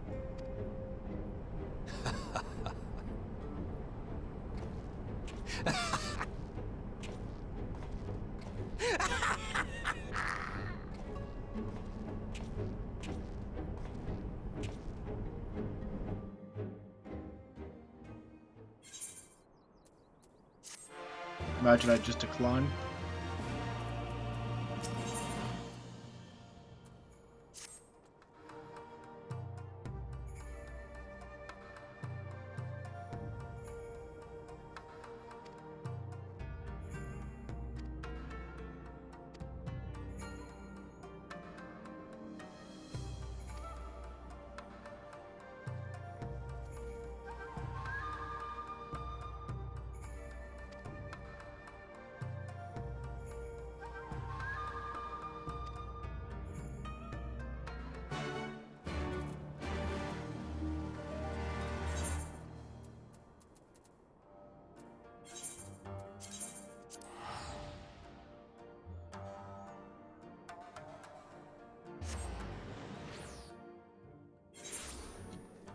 We're getting there. This is 4 quests left. Hopefully, there's no hopefully, we'll get this done tonight. It's been really good. I hate that it's getting good though, because now I want to play Shadowbringer, but I won't be able to for a bit.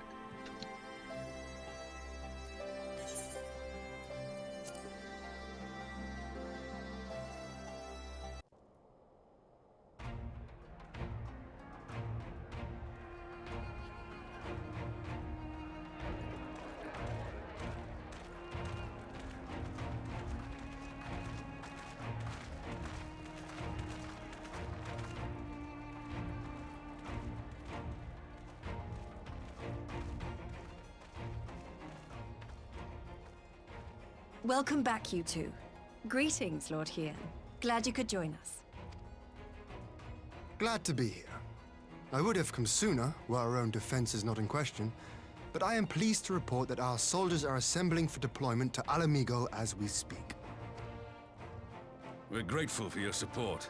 Thanks to the efforts of our allies, it won't be long before we've established defensive positions on this front as well.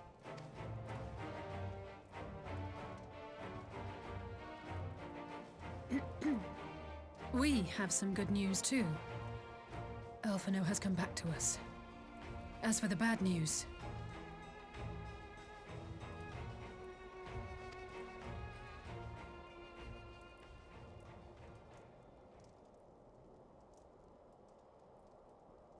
so, Alphino won't wake up, Gaius van Baelsar is alive and hunting Ascians, and the Empire is planning to poison us all with toxic gas. Does that sound about right? Ordinarily, any one of those things would have left me in shock. But the way things have been lately, it's all starting to seem pretty normal. Getting back to your report, are we sure this Black Rose is the weapon Maxima was talking about? It fits the description. And it seems we have Alphino to thank for sparing us an early demonstration of its effectiveness. I have a feeling this won't be the last time his bravery in the Empire will serve us here in Eorzea. The threat of an unknown weapon has had us all on edge. But now that we know what we're dealing with, we can take steps to defend against it. As for Gaius, I'm not sure what to think. Am I happy he's alive? Not in the slightest. Am I happy he's hunting Ascians? Aye, I'd have to say I am. Oh, speaking of Garleans you didn't expect to see, we have a tale of our own, as it happens. When we sent envoys to the Imperial Army to request talks, they returned with the message that Varissos Galvus would be attending.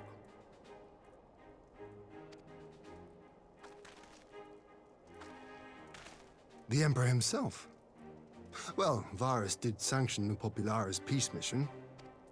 But knowing that an Ascian walks in his son's skin, I do not see how we can trust him or anyone from that nest of vipers. The Alliance would proceed with negotiations regardless, if only to give ourselves more time to prepare. We do, however, require your cooperation. Right. Yes. So, as a condition for the talks to go forward, the Empire has requested that a member of the Scions be present. There'll be a representative from each Alliance nation, of course, but I'm afraid we have to ask that you come along too.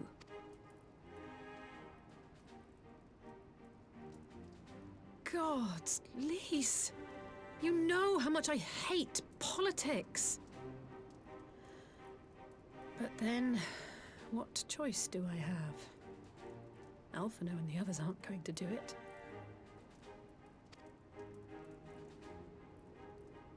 Very well. I shall attend as the Scion's representative.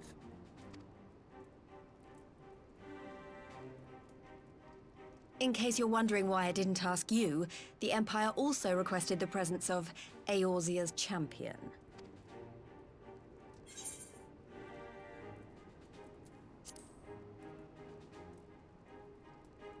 That's settled then. We don't know what Varys means to bring to the table, or why he wants you there, but having you close at hand will make all the difference. The meeting will take place on the border. Anticipating an early assault, we mean to position the bulk of our forces nearby. The Alliance leaders should already be on their way. Once you're ready, we can head out and join them.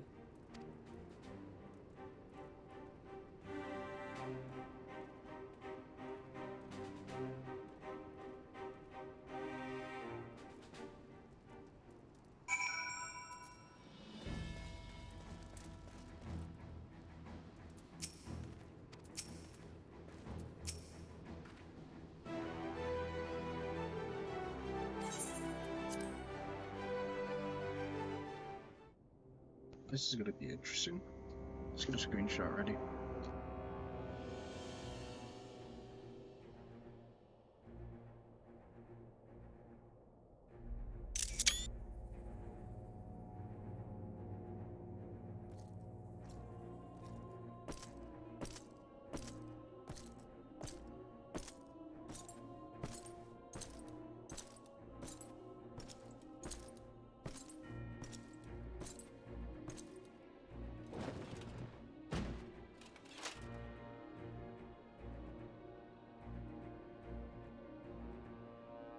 Esteemed representatives of the Eorzean Alliance.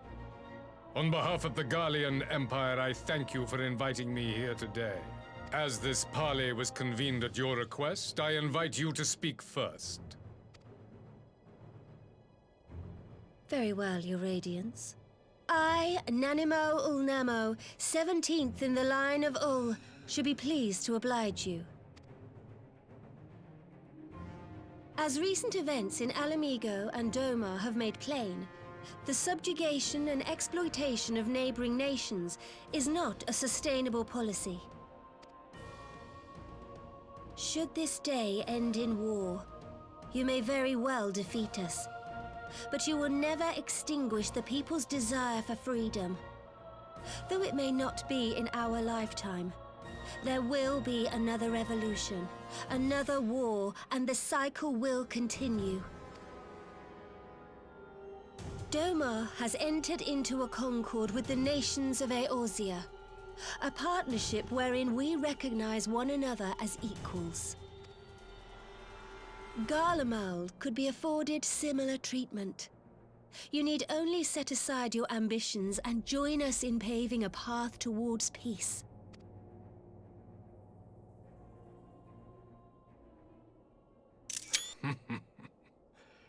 You will not win me over with sophistry, Your Grace. As you know only too well, this alliance lacks the strength to keep the peace within its own borders.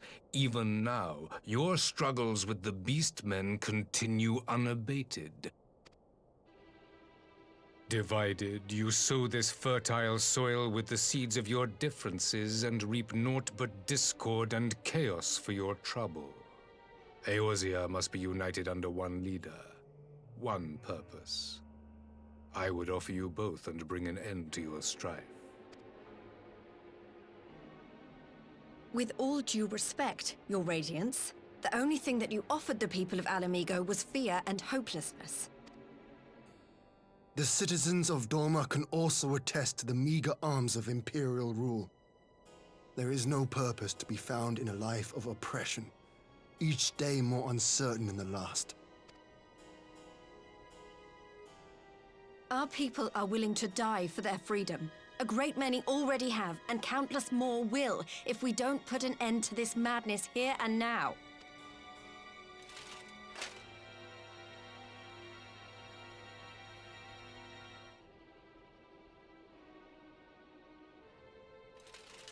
We brought order and stability to your lives. This madness and bloodshed is of your own making. You broke the peace, not Garlemald.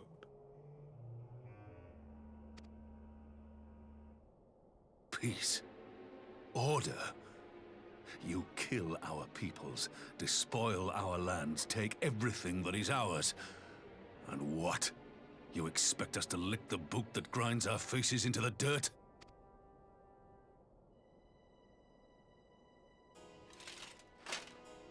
I expect you to weigh the costs. To recognize that countless lives have been lost on both sides in pursuit of a greater good, and to not squander all we have achieved in a fit of petulance.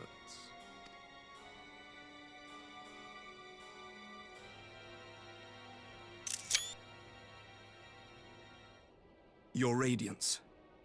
I fear I can personally attest to the dangers of pursuing one's vision with such righteous fervor. For 1,000 years, the Holy See of Ishgard waged war with dragons. 1,000 years of sacrifice, of sorrow and hate, in which we bathed in the blood of friend and foe alike. Had it gone on any longer, we may well have drowned. Yet we have chosen to raise ourselves out of this bloody spiral, and have since made peace with our former enemy. So I understand. No doubt the dragons were more receptive to your overtures in the wake of their leader's demise.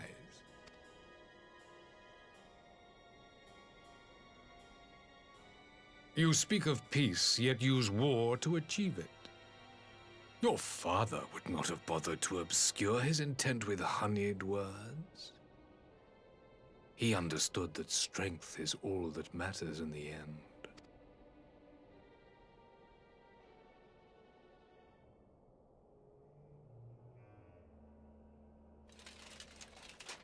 Without his clarity of vision, I can but wonder what will become of Ishgard and her people.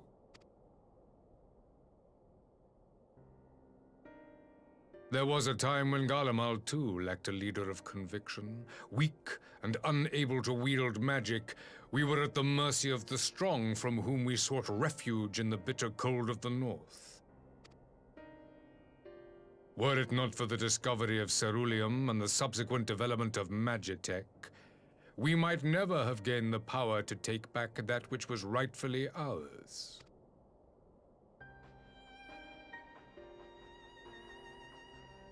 You speak as if your people were the first to have been driven from their homes. Limsa Lominsa was built by wayward souls in search of a place to call their own. On the shores of Vilbrand we found it, and from those humble beginnings did we grow and flourish. And all without robbing our neighbors of their liberty.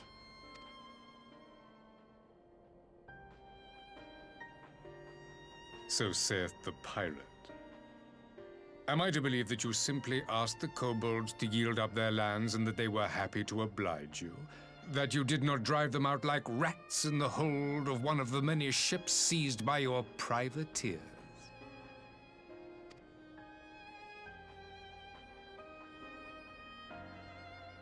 I will concede that after centuries of exile, reclamation may be mistaken for invasion. Nevertheless, it is not. And those who till stolen soil have no right to object when cast out in turn.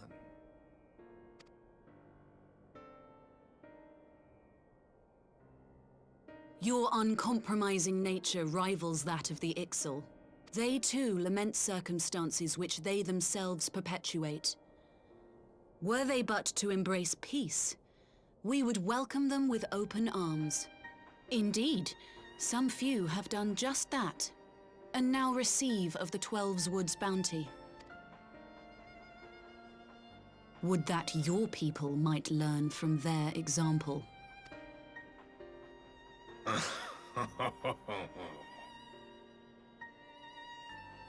You dare compare us to the Birdmen? You who thought to invoke the 12 and threaten all of creation?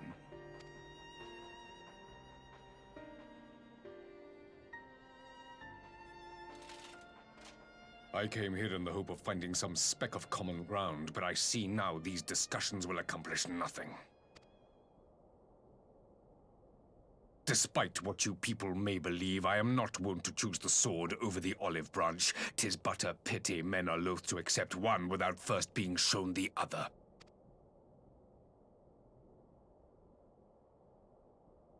Wait! I beg you.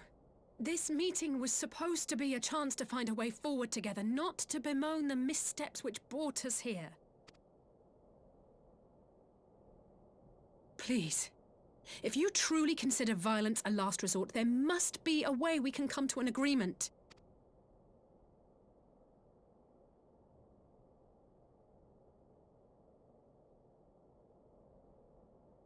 As Mistress Alisaie says, we did not come here to bicker over the past, but to discuss how we might strive towards a brighter future. Emperor Varys, may I suggest a short recess, that all present might compose themselves prior to beginning anew?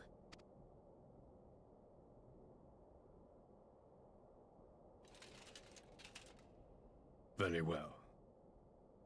I pray this intermission will suffice to move these talks in a more constructive direction.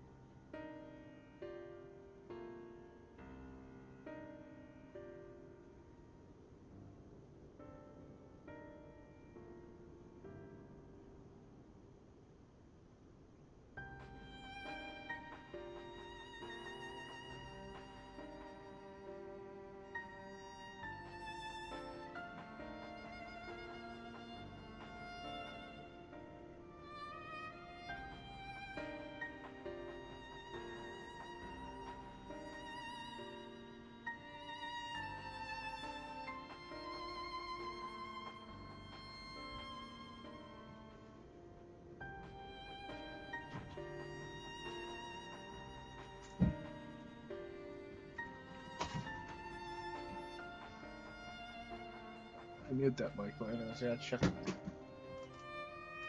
check something else. Something's going on with the last archive. It's not like getting what it should. Yeah, it's quality. I don't know if it's because of Stretch or if that's because Twitch is being Twitch. Well, not Twitch, it should be YouTube. So let me try something.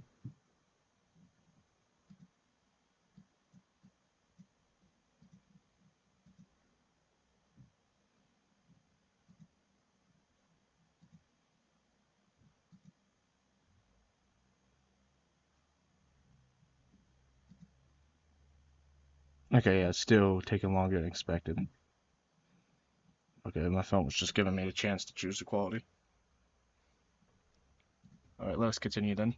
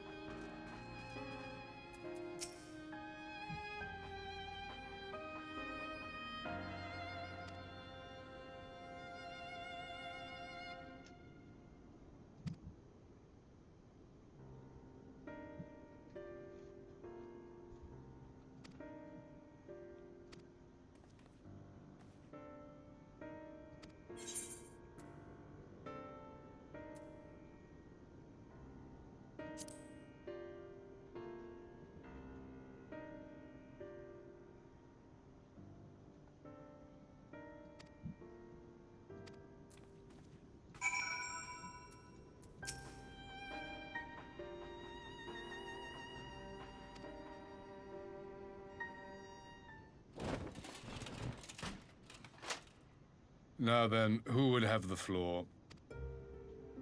Before we resume, I wish to offer you an apology. After you graciously accepted our invitation to discuss an armistice, we have done naught but rebuke you at every opportunity. I believe I speak for all of us when I say we are deeply sorry for our discourtesy.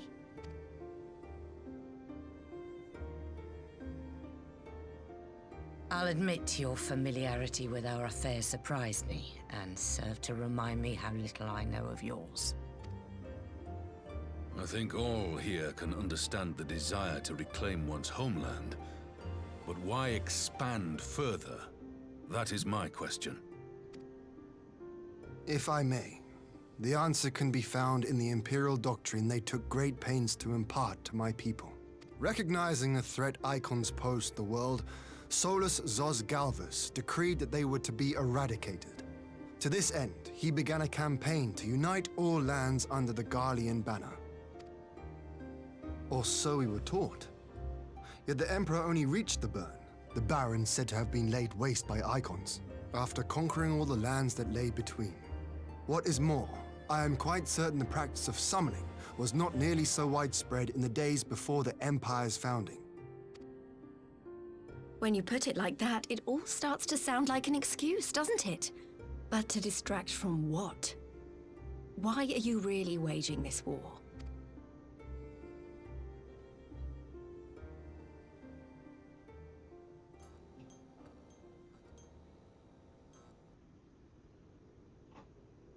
Finally, you ask the right question. I can but hope you heed mine answer and at last accept the righteousness of our cause. My goal is this: to return the world to the way it once was, the way it was always meant to be. In doing so, mankind will be made whole once more.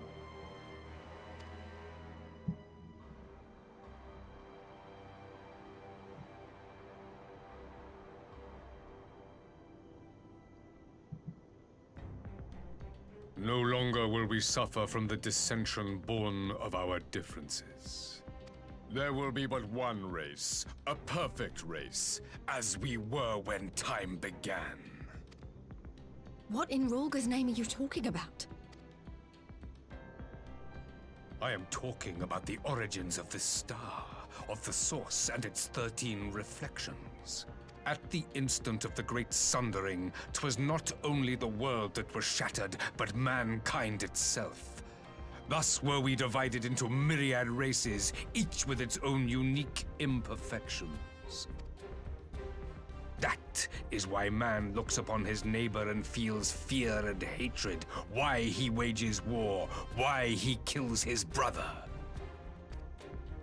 You all in your own way have proven as much today.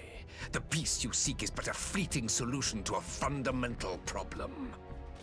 One which calls for more drastic measures. To bring about everlasting peace, our worlds must be rejoined. That is the goal the Empire would see realized. The glorious future unto which we shall one day shepherd mankind.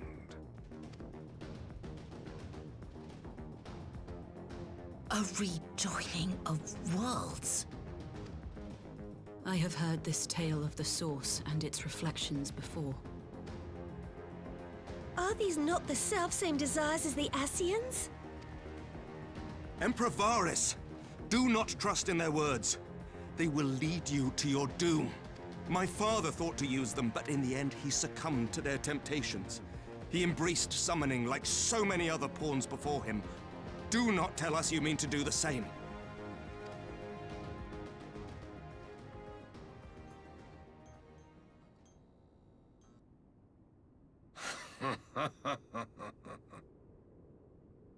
To be a pawn, free from the burden of choice, would be a blessing.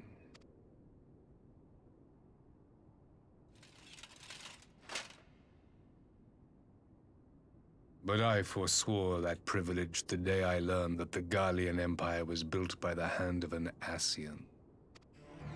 What?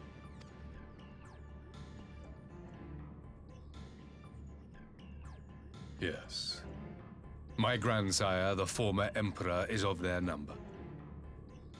And who better to build an empire capable of bringing about the calamitous change we desire? Would you condemn me for this alliance? For bowing to the will of these shadowy masters, when the prize is true and lasting peace?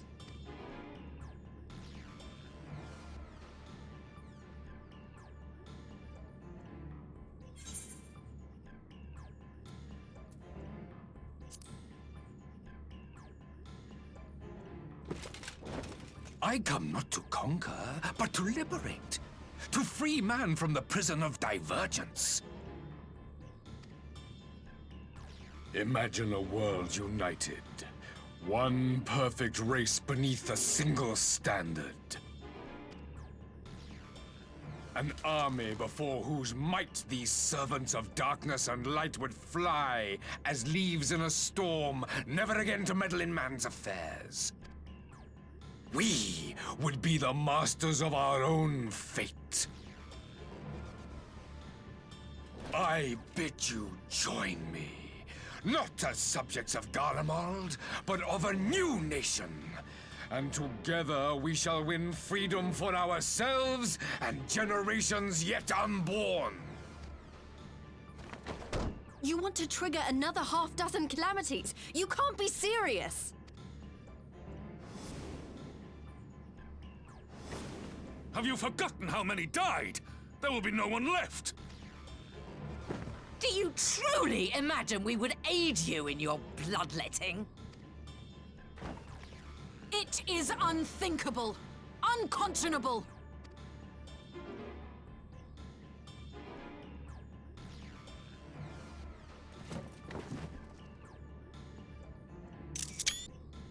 And what is the alternative? To be as cattle waiting for slaughter? I would have us work together that we might take fate into our own hands. Into your hands, perhaps. But what of the other worlds, your radiance? With every calamity, you obliterate a star and every soul that dwells on it. To the Ascians, we are all but tiny, momentary specks within an indifferent universe. We cannot hope to oppose them until we have been made whole once more.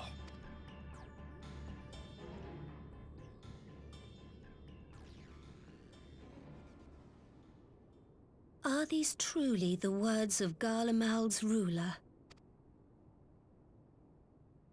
The flaws and foibles which you so abhor are what make us who we are. Every nation, even yours, Emperor Varys, is made whole through the combination of these imperfections, the strengths of one compensating for the weaknesses of another. While it is true that man succumbs all too often to anger and avarice, he may yet overcome his baser instincts through the forming of bonds with others, fostering community and cooperation. That the protector of an empire should not only reject these fundamental truths, but seek to change them at so dear a cost to life is indefensible. Such a man is not fit to govern.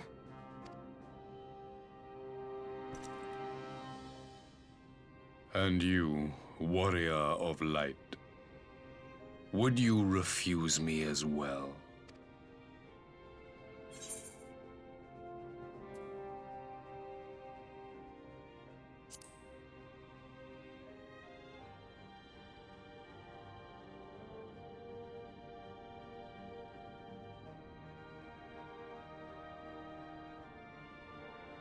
It would seem the Alliance is of one mind on this matter.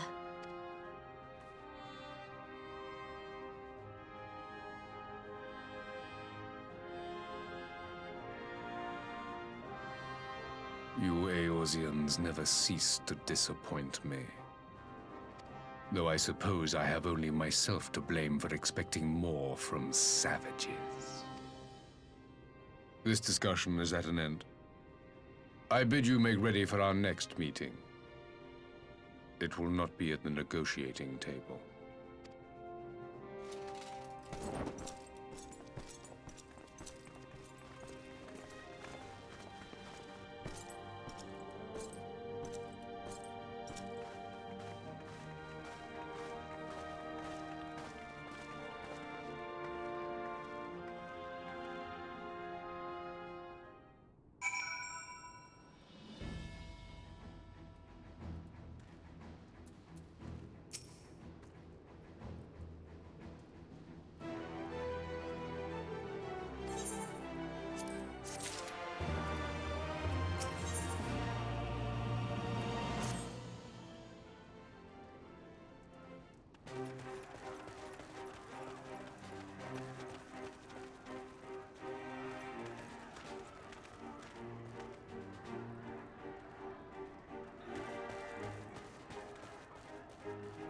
I'm not sure what I was expecting from our meeting with the Emperor, but it wasn't that.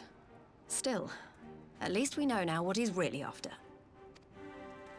Aye, a future built on a mountain of bodies. I too want the Ascians dead, but not at any cost. The last of the reinforcements from Dorma arrived not long ago. I pray it will be enough. Given the Emperor's stated goal, this is a battle we can ill afford to lose.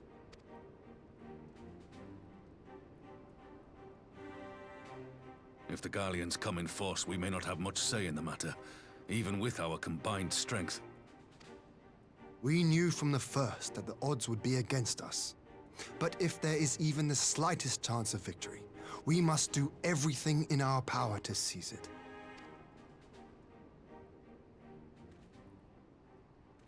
We must seize it, full stop. Here!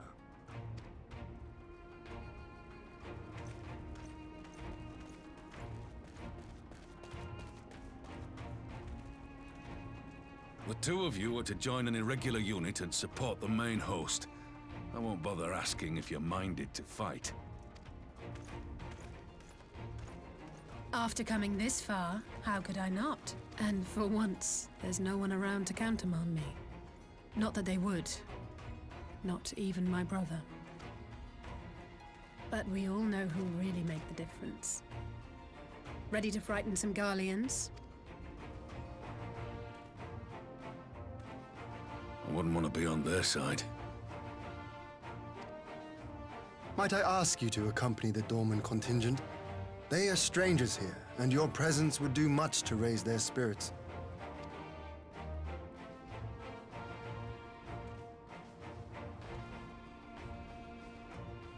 We would be honored. When our people stride out with you in their midst, I dare say the Eorzeans will feel an ilm taller themselves. High spirits have a way of spreading. What I wouldn't give to join you. But my duties as field commander will not allow it. I'll leave the front lines in your capable hands.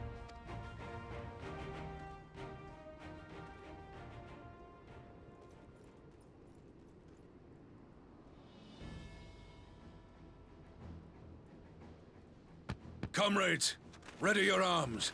The hour of battle has come. May the crystal guide us to victory!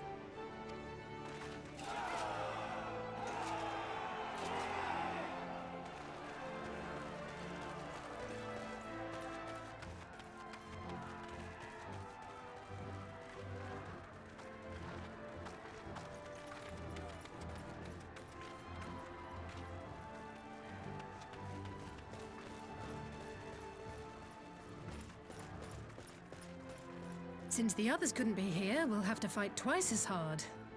If Alphinaud wakes to find the Imperials have won, I shall never hear the end of it. It's strange. I thought I would be terrified when the fighting started. I should be terrified. But with you at our side, I can't help feeling everything is going to be all right. So please, don't you dare leave me alone.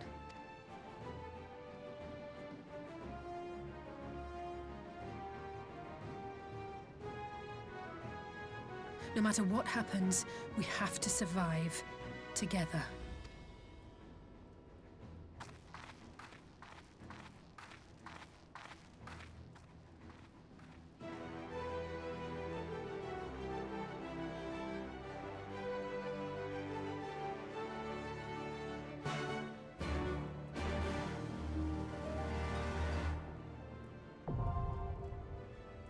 Oh, it is a duty. Oh, last one had NPCs. Let's just hope this one has NPCs. I'd rather do it with NPCs in the first place. Yeah.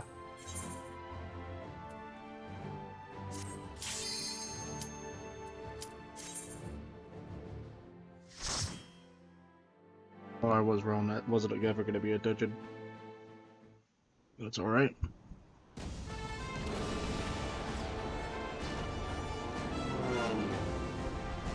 Oh, this is so cool.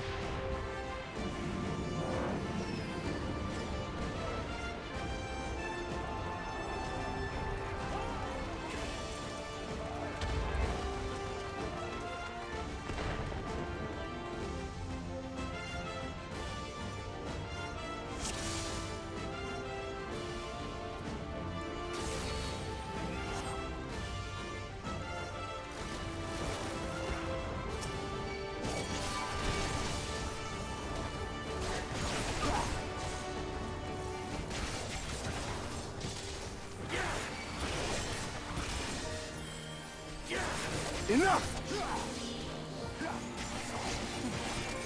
Enough!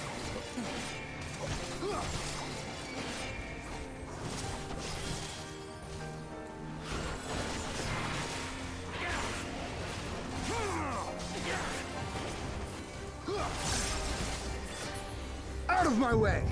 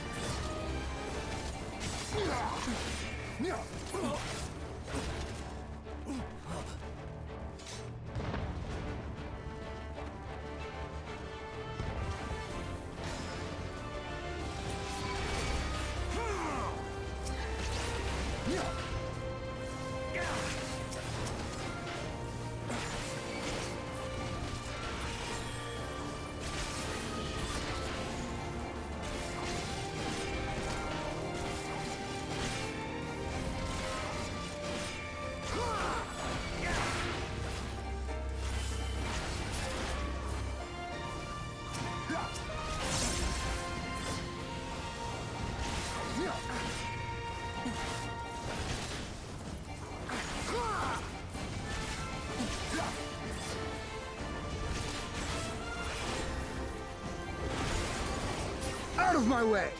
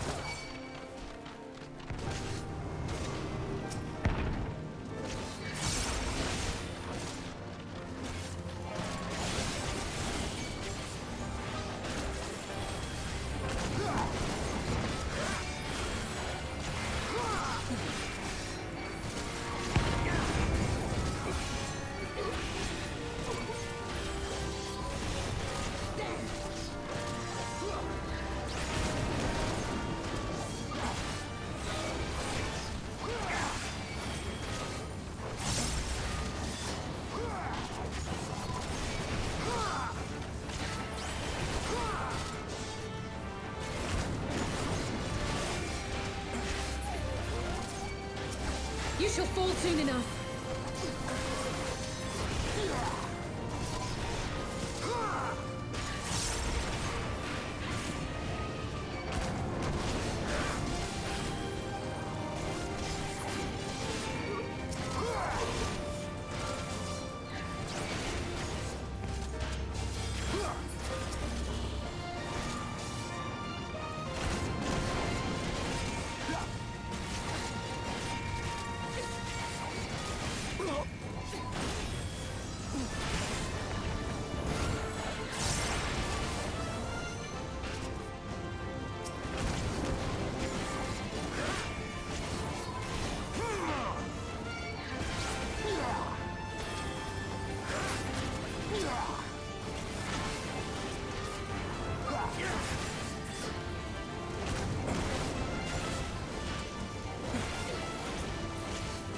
You shall fall soon enough.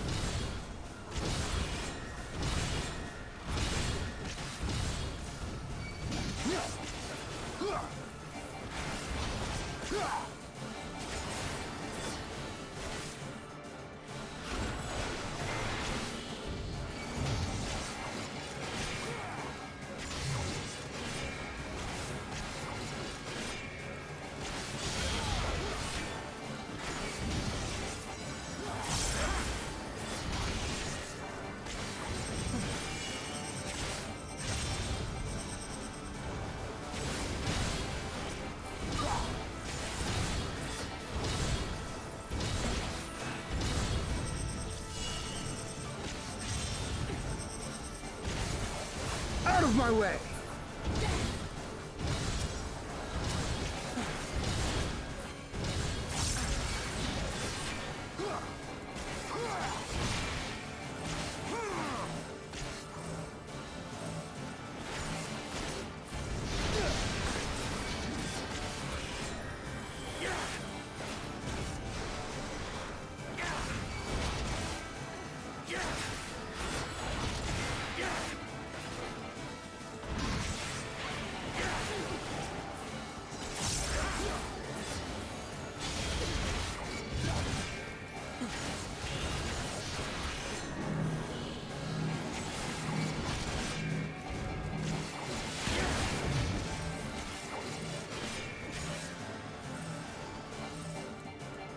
A formidable foe indeed.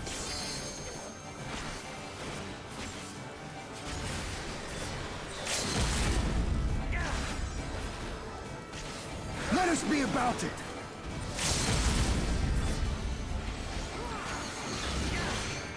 Let's give them a show.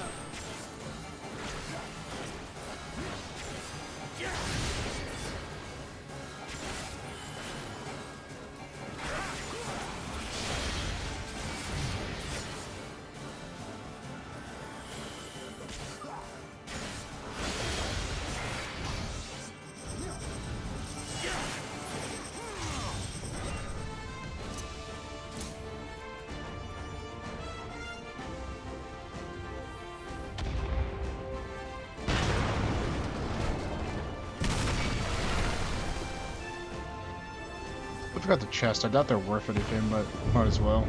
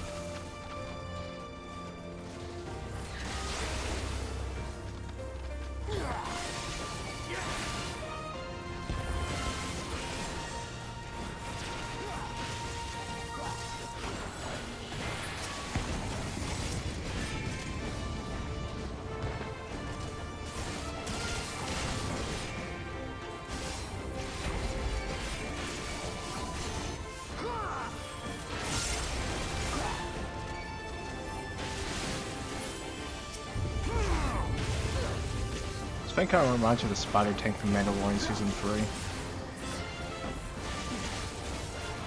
3. Enough! That was like that thing in like the 3rd episode or something, where Bo-Katan and Mando go to the Mandalore.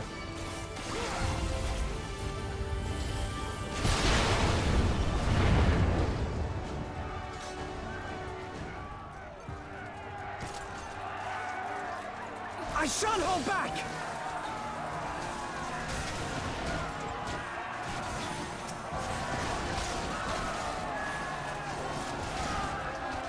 Oh, Pippin's here, cool. Oh, at least a lot of people are.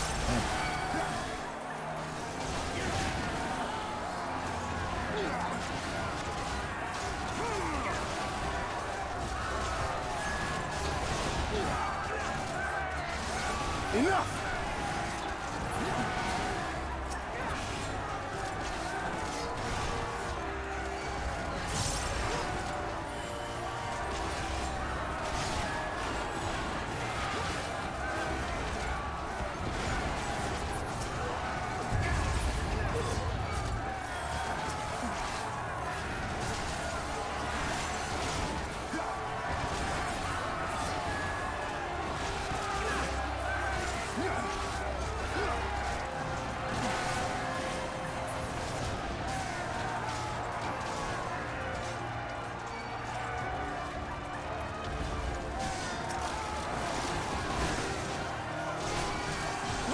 Oh crap, the Scorpion from 7.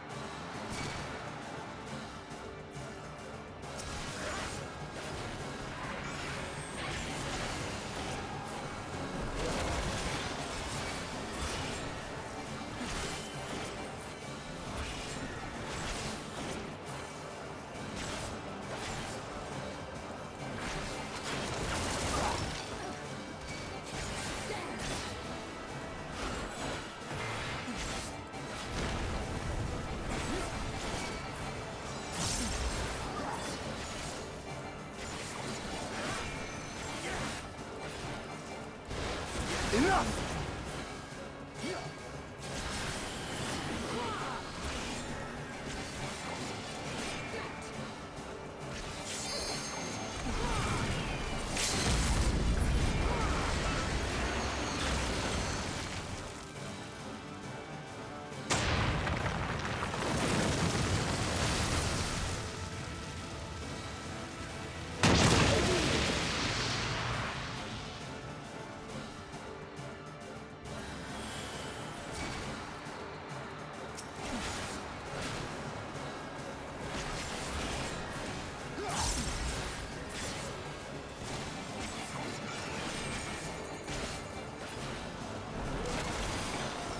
of my way!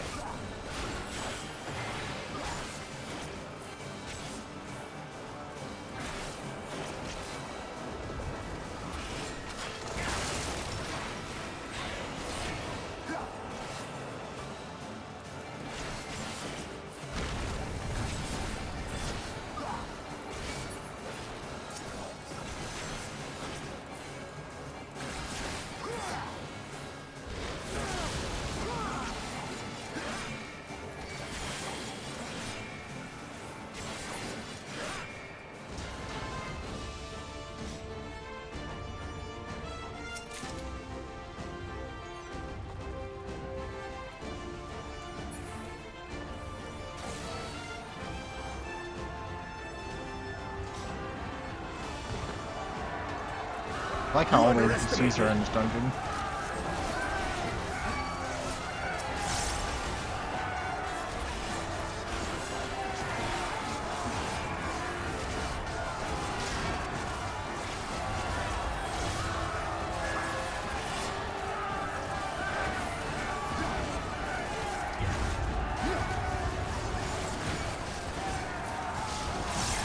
Enough!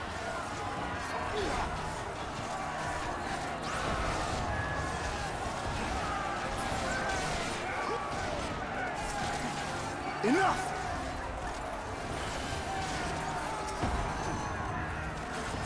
You shall fall soon enough.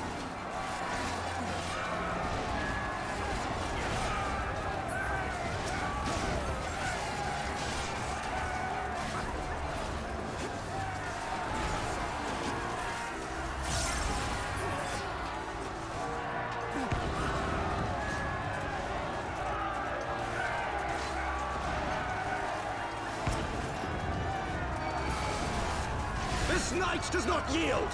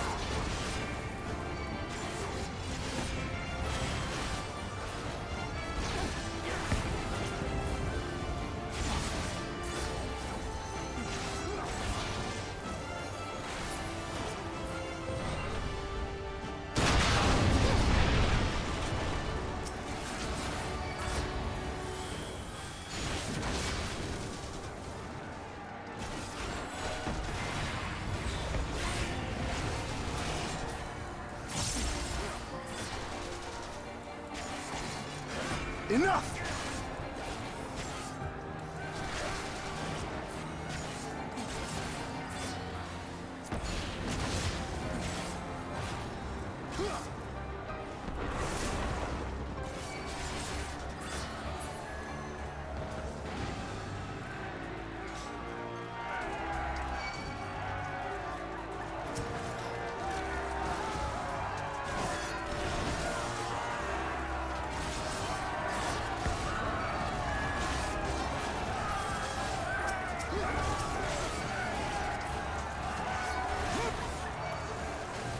As one!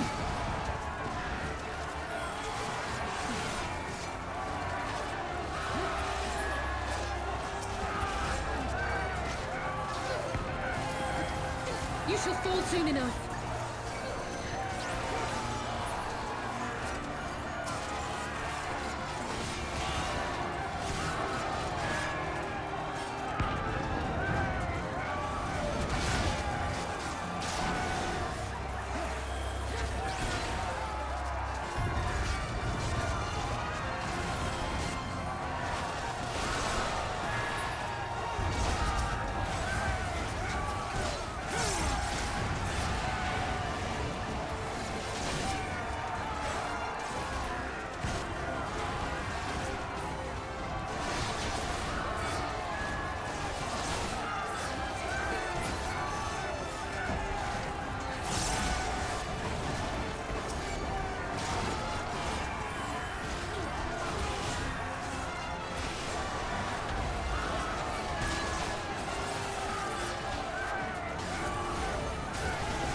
Enough!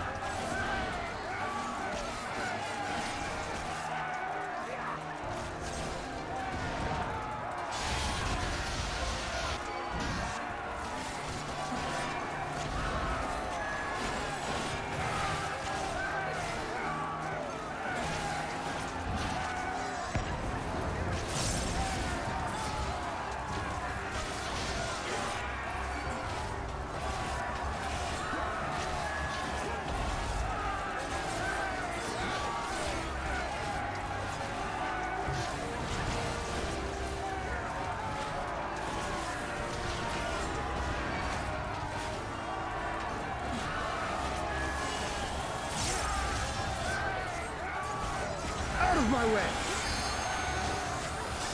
Time to get serious!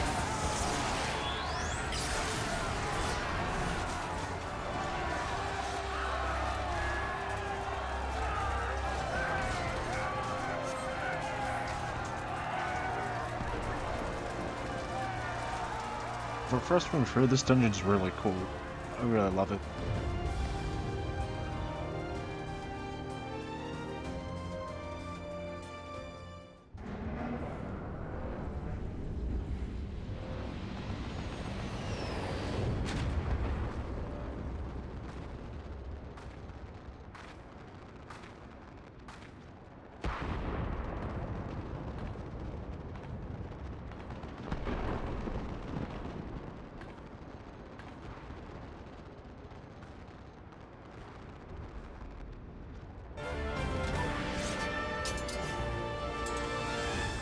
Is this supposed to be like a Gaius moveset and a Junius moveset? That's gonna be interesting.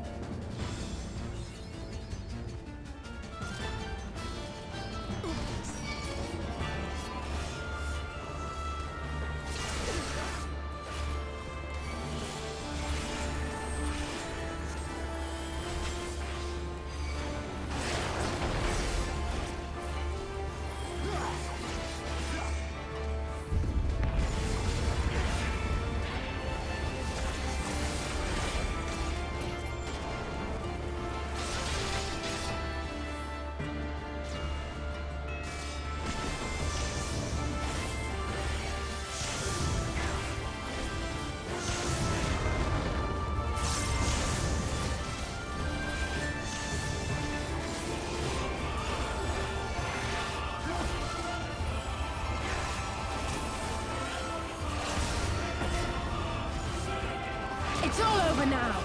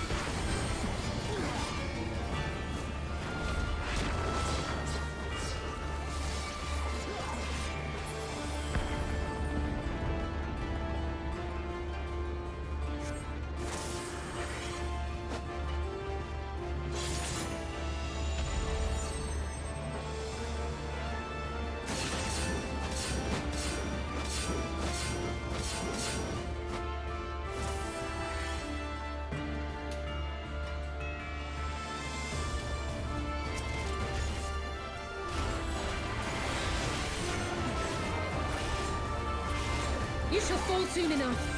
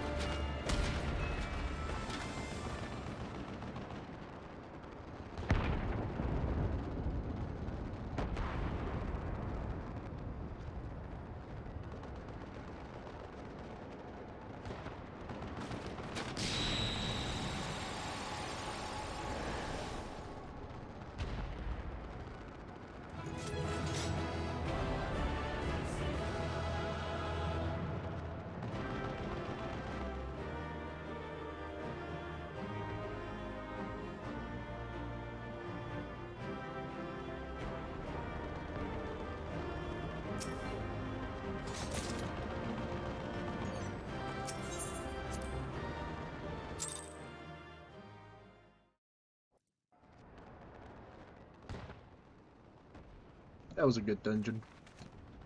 We did it! I dare say they'll be reeling from this. You were truly inspiring in battle, my friend. I'm determined not to be outdone, but there seems to be no one left to fight. A tactical withdrawal, perhaps? We should give chase. Finish them off while we have the chance. Imagine the other surprise when they wake to find the war already won.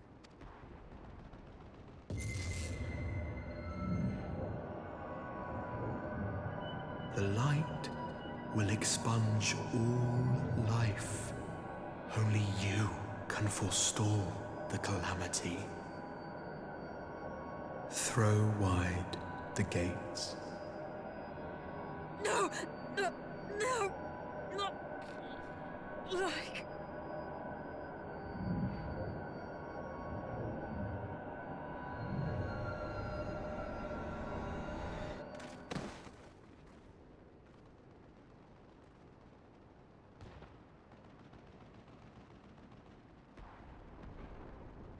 Oh no.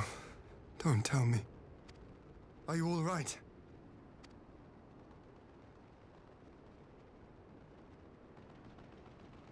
Quickly! We must get her back to the encampment.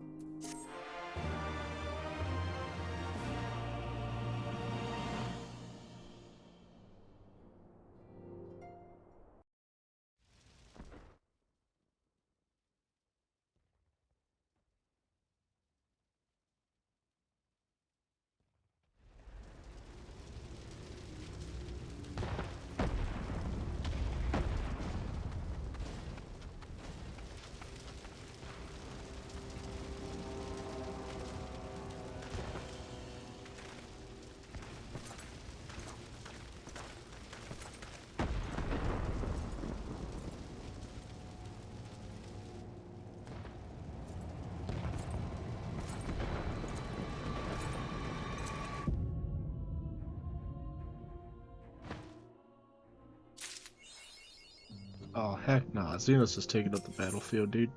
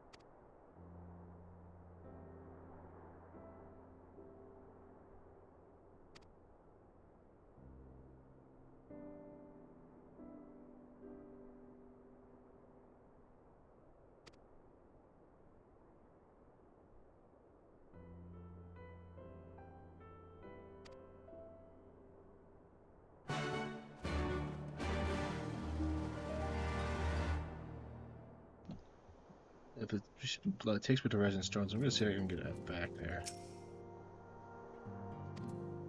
No, I cannot. I was hoping I could visit them. They're just up here.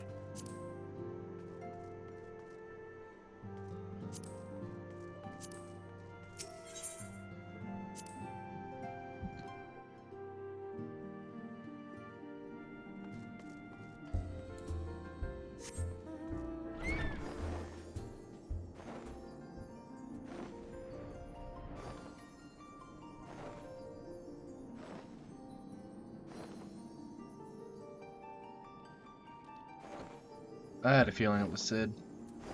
I had a feeling. I could just tell by the Enterprise. I think it's the Enterprise.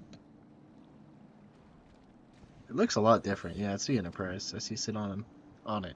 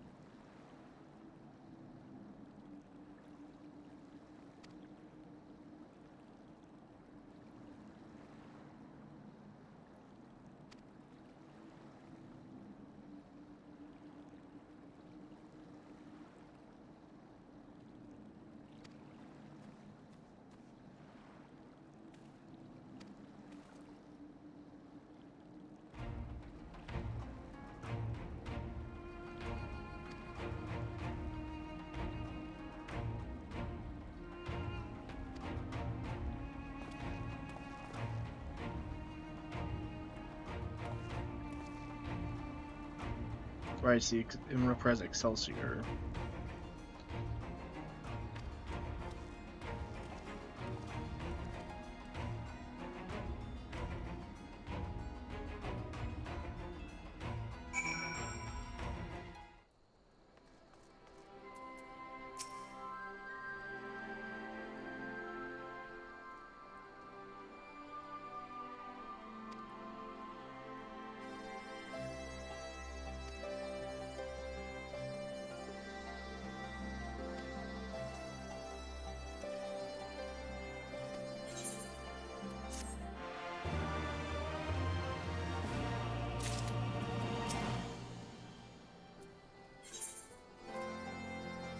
Okay, yeah, this is the last of it. This is the last quest. We're almost done.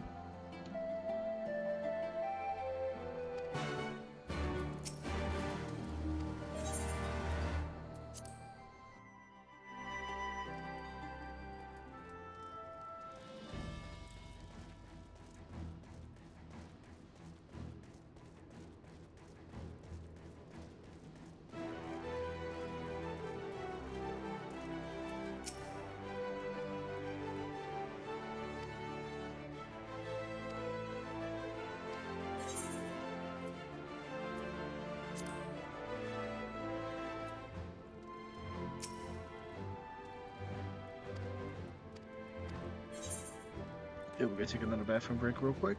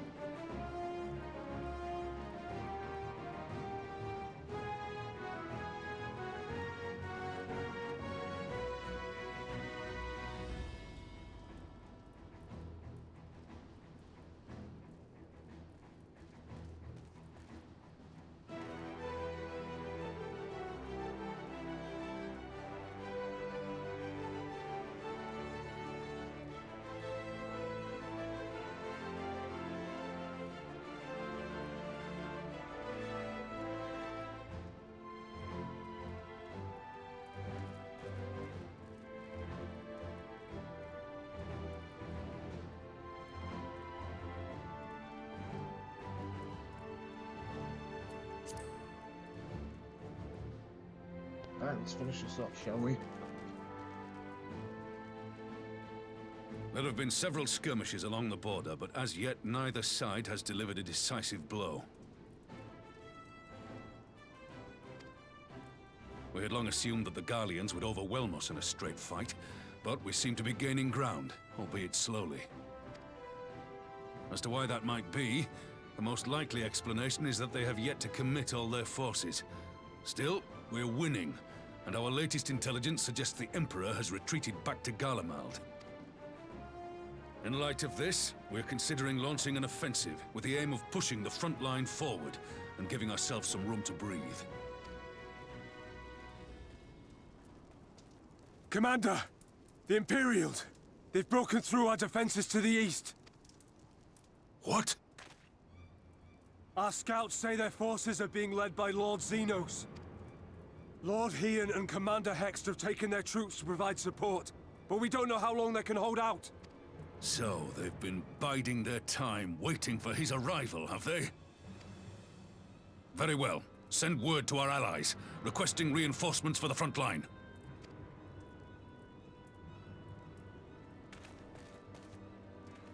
Should the worst come to the worst, I may need to enter the fray myself.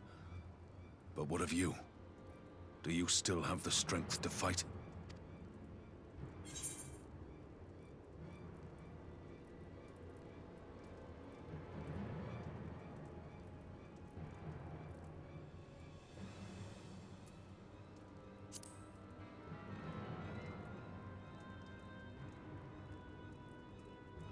Much obliged. Given the choice, I'd take you over 100 soldiers.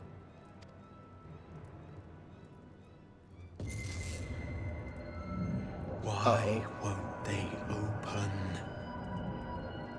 Please, I bid you open.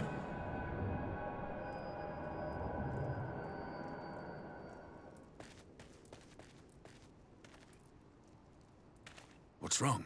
Is it the voice again? Are you sure you're in a fit state to do this?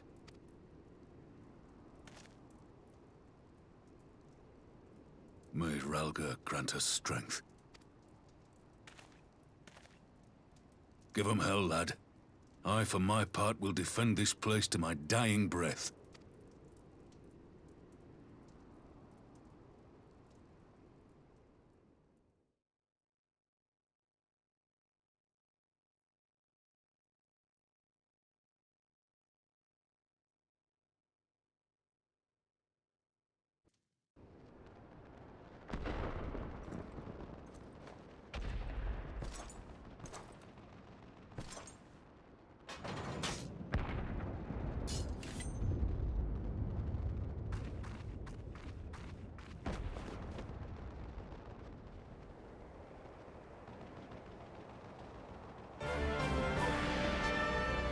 Oh, do I get to play as Hein? Oh, cool.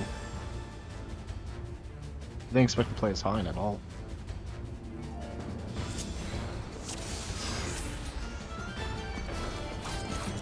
Ready?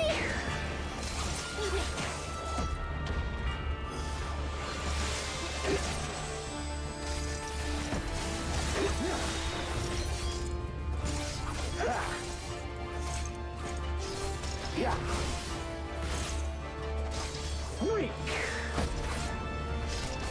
Yeah.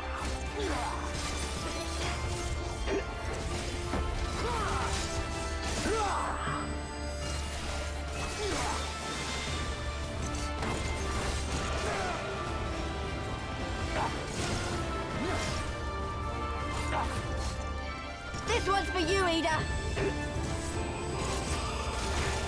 Yeah. Yeah.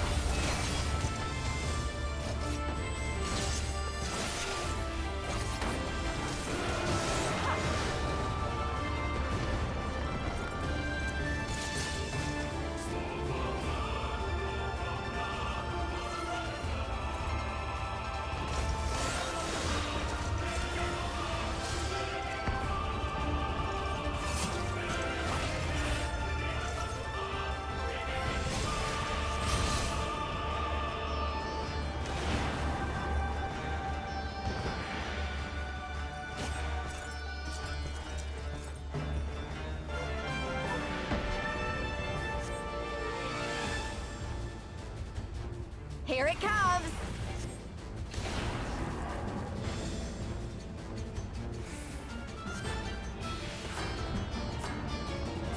The weave of a shinobi's power.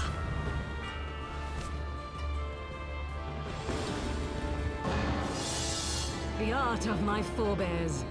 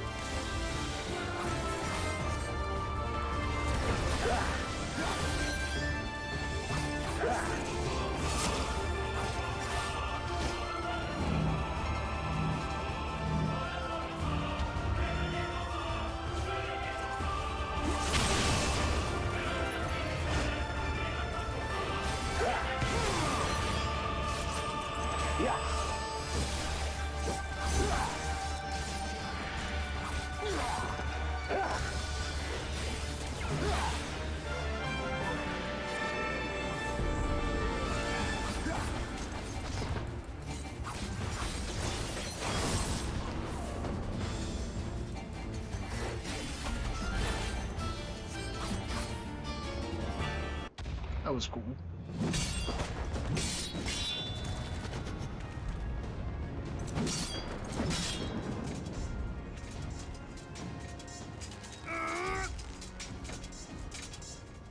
Fall, fiend!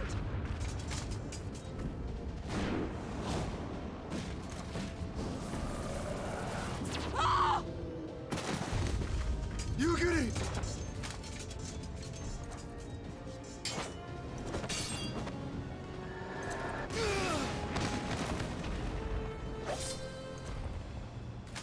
Damn you!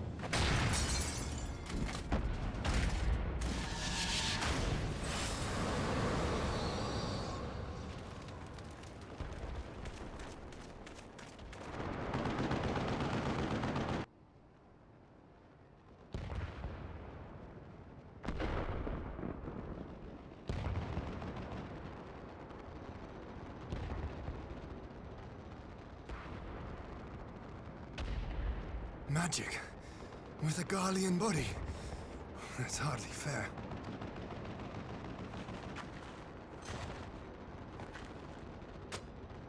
Still, he must be stopped, no matter the cost.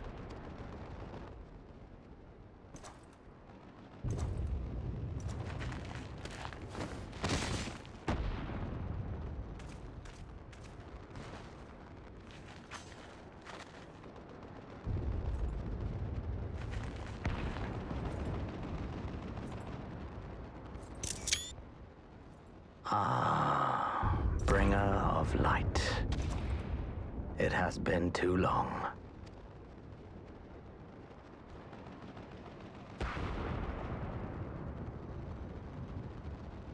No words to mark our reunion? So be it. Equilibrium must be restored, and only your death will redress the balance.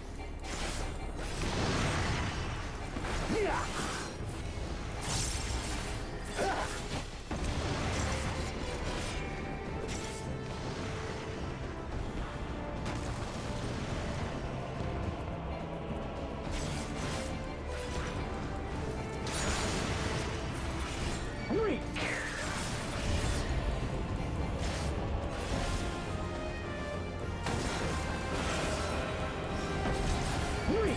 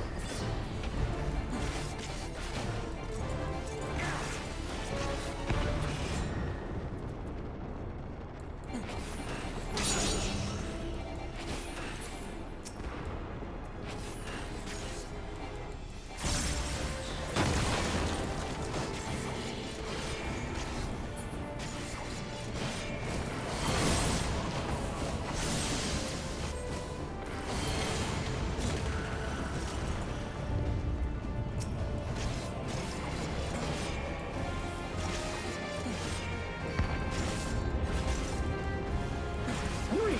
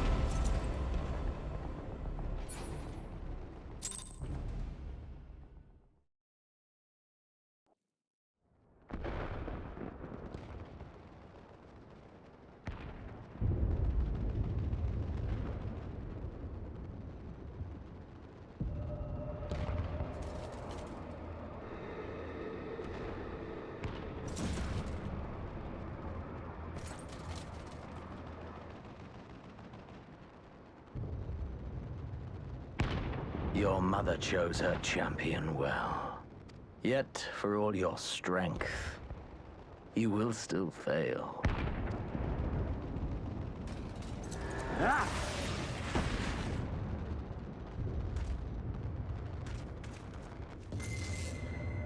Please, I beseech you.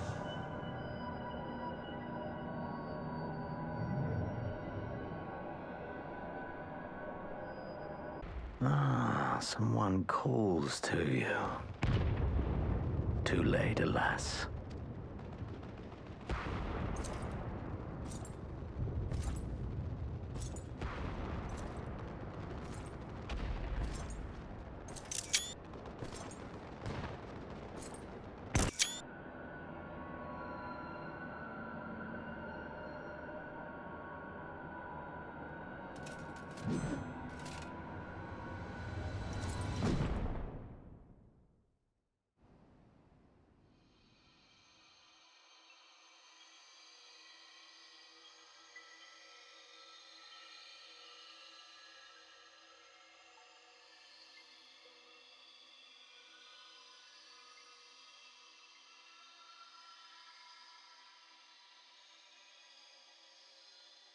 At last, I found you.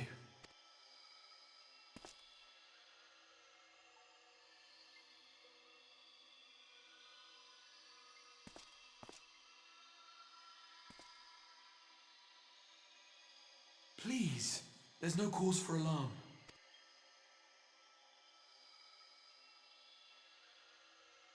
Though, I confess, this is not where I had intended to meet. But the place of our meeting is of no consequence, like the war you wage. Win or lose, the path you walk leads only to oblivion. The better path leads you here, to me. I have need of your strength.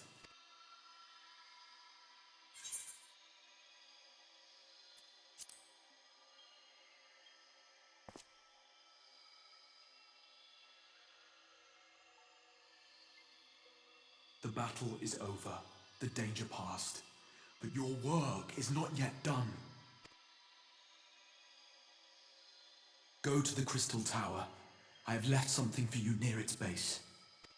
It will serve as a beacon of sorts, one which I pray will help you on your journey. All you need do is find it. I will take care of the rest.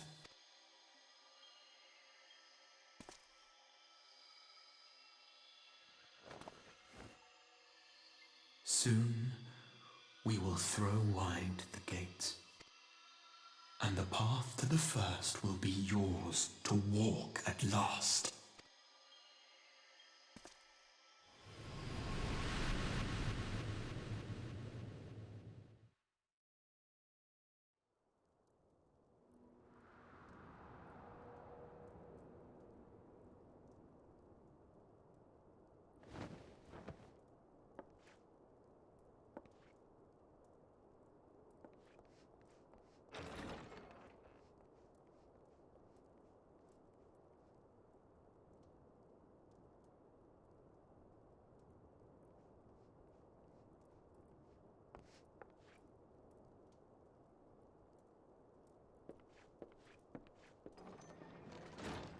You're awake. Thank heavens.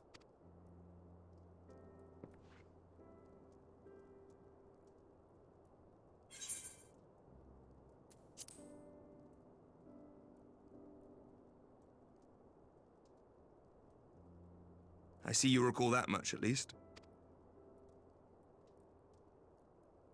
In the midst of your duel, it is said you faltered, and that the Crown Prince seized the opportunity to deliver a mortal blow. Yet before his blade could find its mark, he was distracted by the arrival of a second adversary who bore you away from the battlefield and into the hands of our chirurgeons.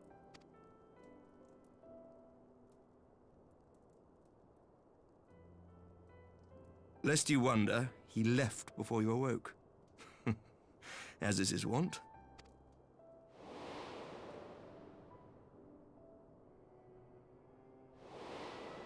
Oh, it was Estinian. Estinian never was one for emotional farewells.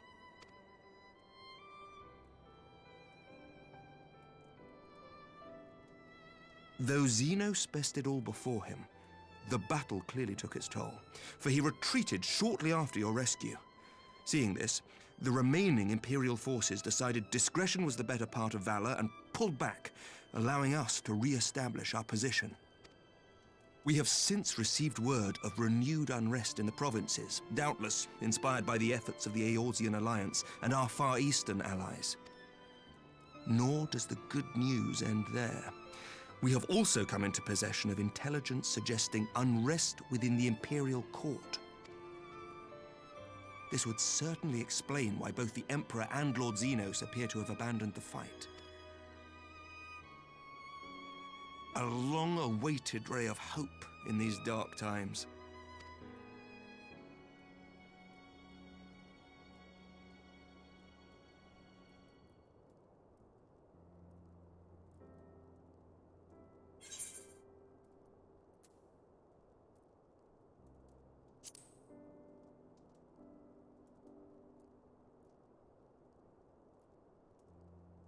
Yet to awake, I'm afraid. But please, concentrate on your own recovery for now. You have carried the hopes of some half-dozen nations, and we are all eternally grateful for your efforts.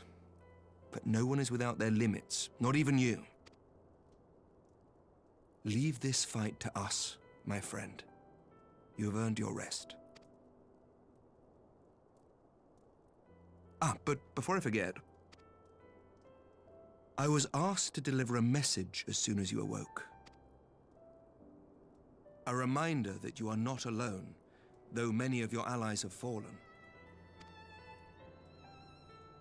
When you are well and rested, you are to return home, where friends will be waiting for you.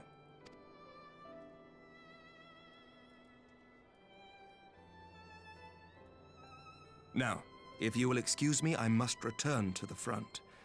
May we meet again soon, under happier circumstances.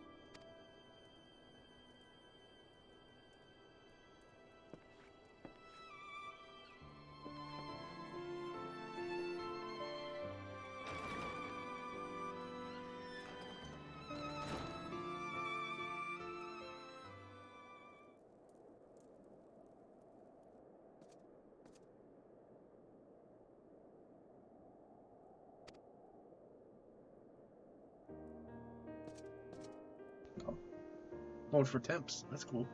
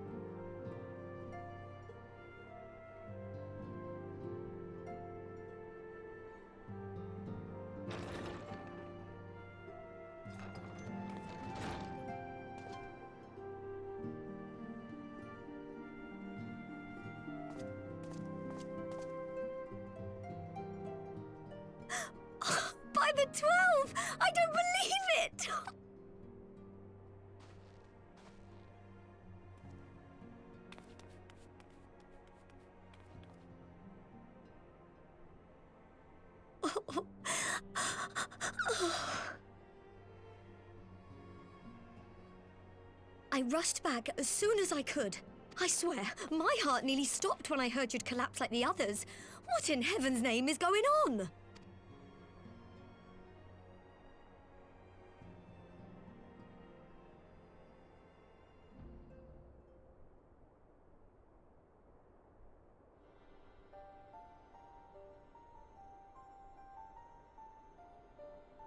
Win or lose, the path you walk leads only to oblivion.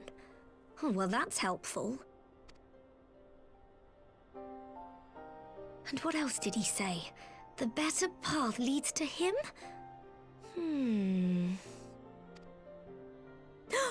If his is the voice you've all been hearing, perhaps the others are with him. Sir Emmerich said the fighting had reached a stalemate, didn't he? But if that monster masquerading as Xenos comes back... Thancred, Yestola, Urianger, Alphino, Alize... You're going to need all of them on your side to defeat him. And I forbid you from going to face him on your own, do you hear me? So if you must leave, go and find the others. Bring them home. I was too worried about Hein, Yugiri, and Lise. Oh, they're alright.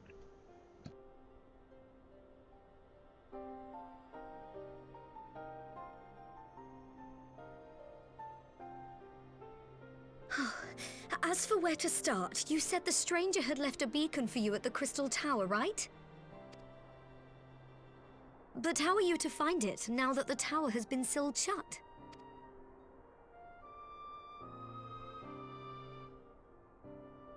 There has to be a way. If anyone would know, it's Sid, and the researchers of St. Coinac's find. Don't you worry, we'll find that beacon for you.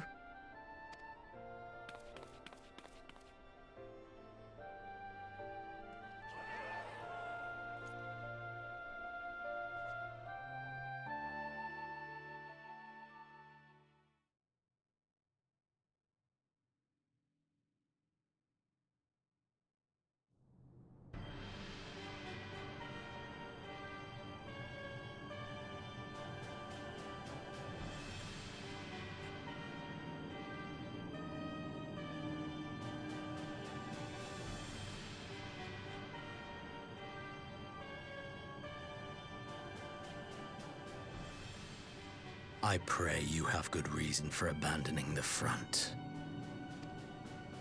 How could I remain there while the rumor that my son is possessed by a demon spreads like a sickness here at home? I will not be made to fight for the throne a second time. But what of you?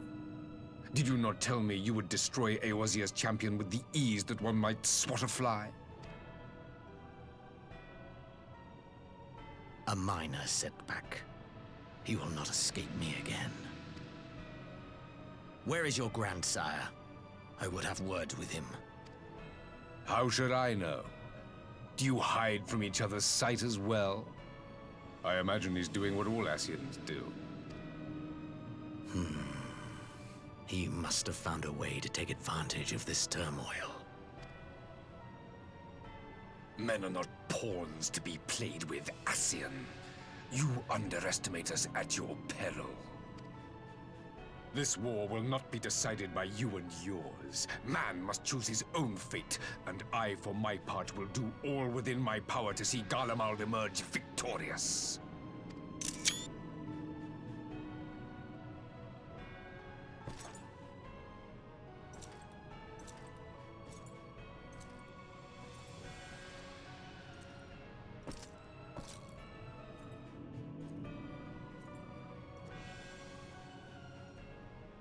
I like how he never sits on the throne.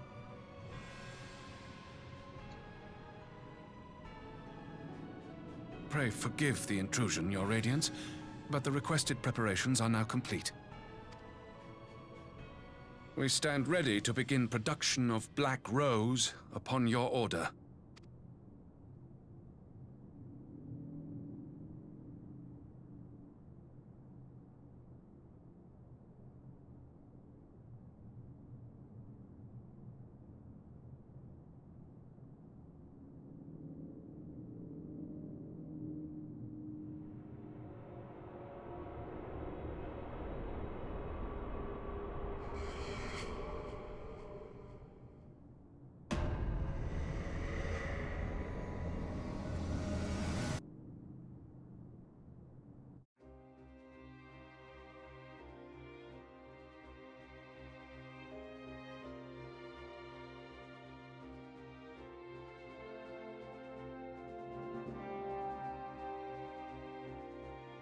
Nah, seriously?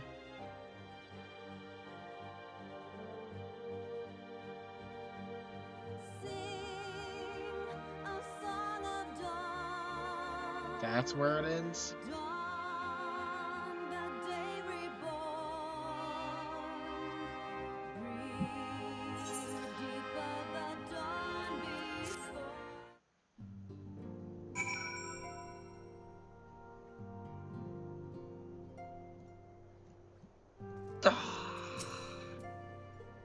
Man.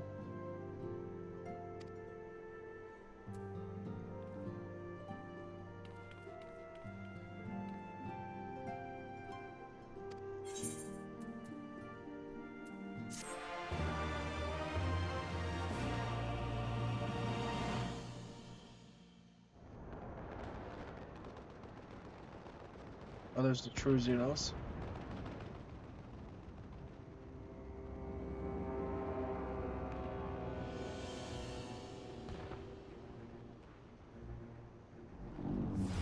Or at least what I believe to be the true Xenos. Yeah.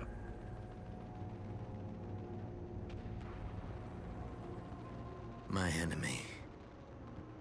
My friend. Had I been but a step faster.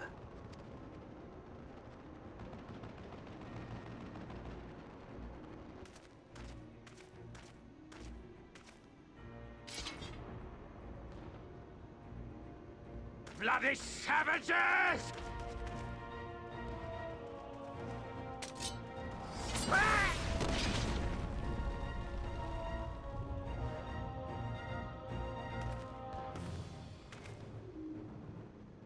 A pity your hunt leads you elsewhere.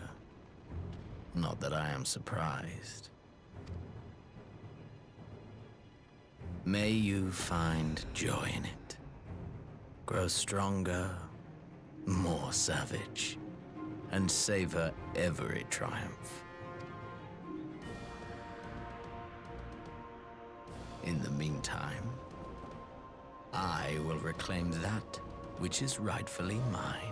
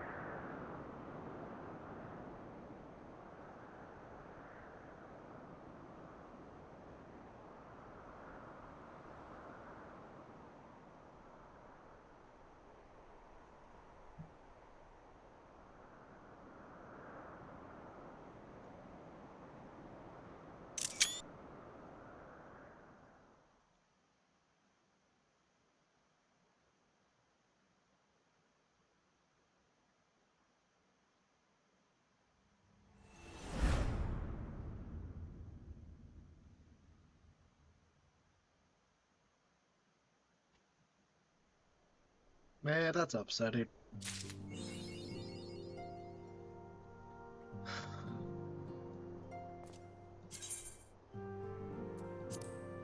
Oh, we won't pick that up yet. I guess that's it.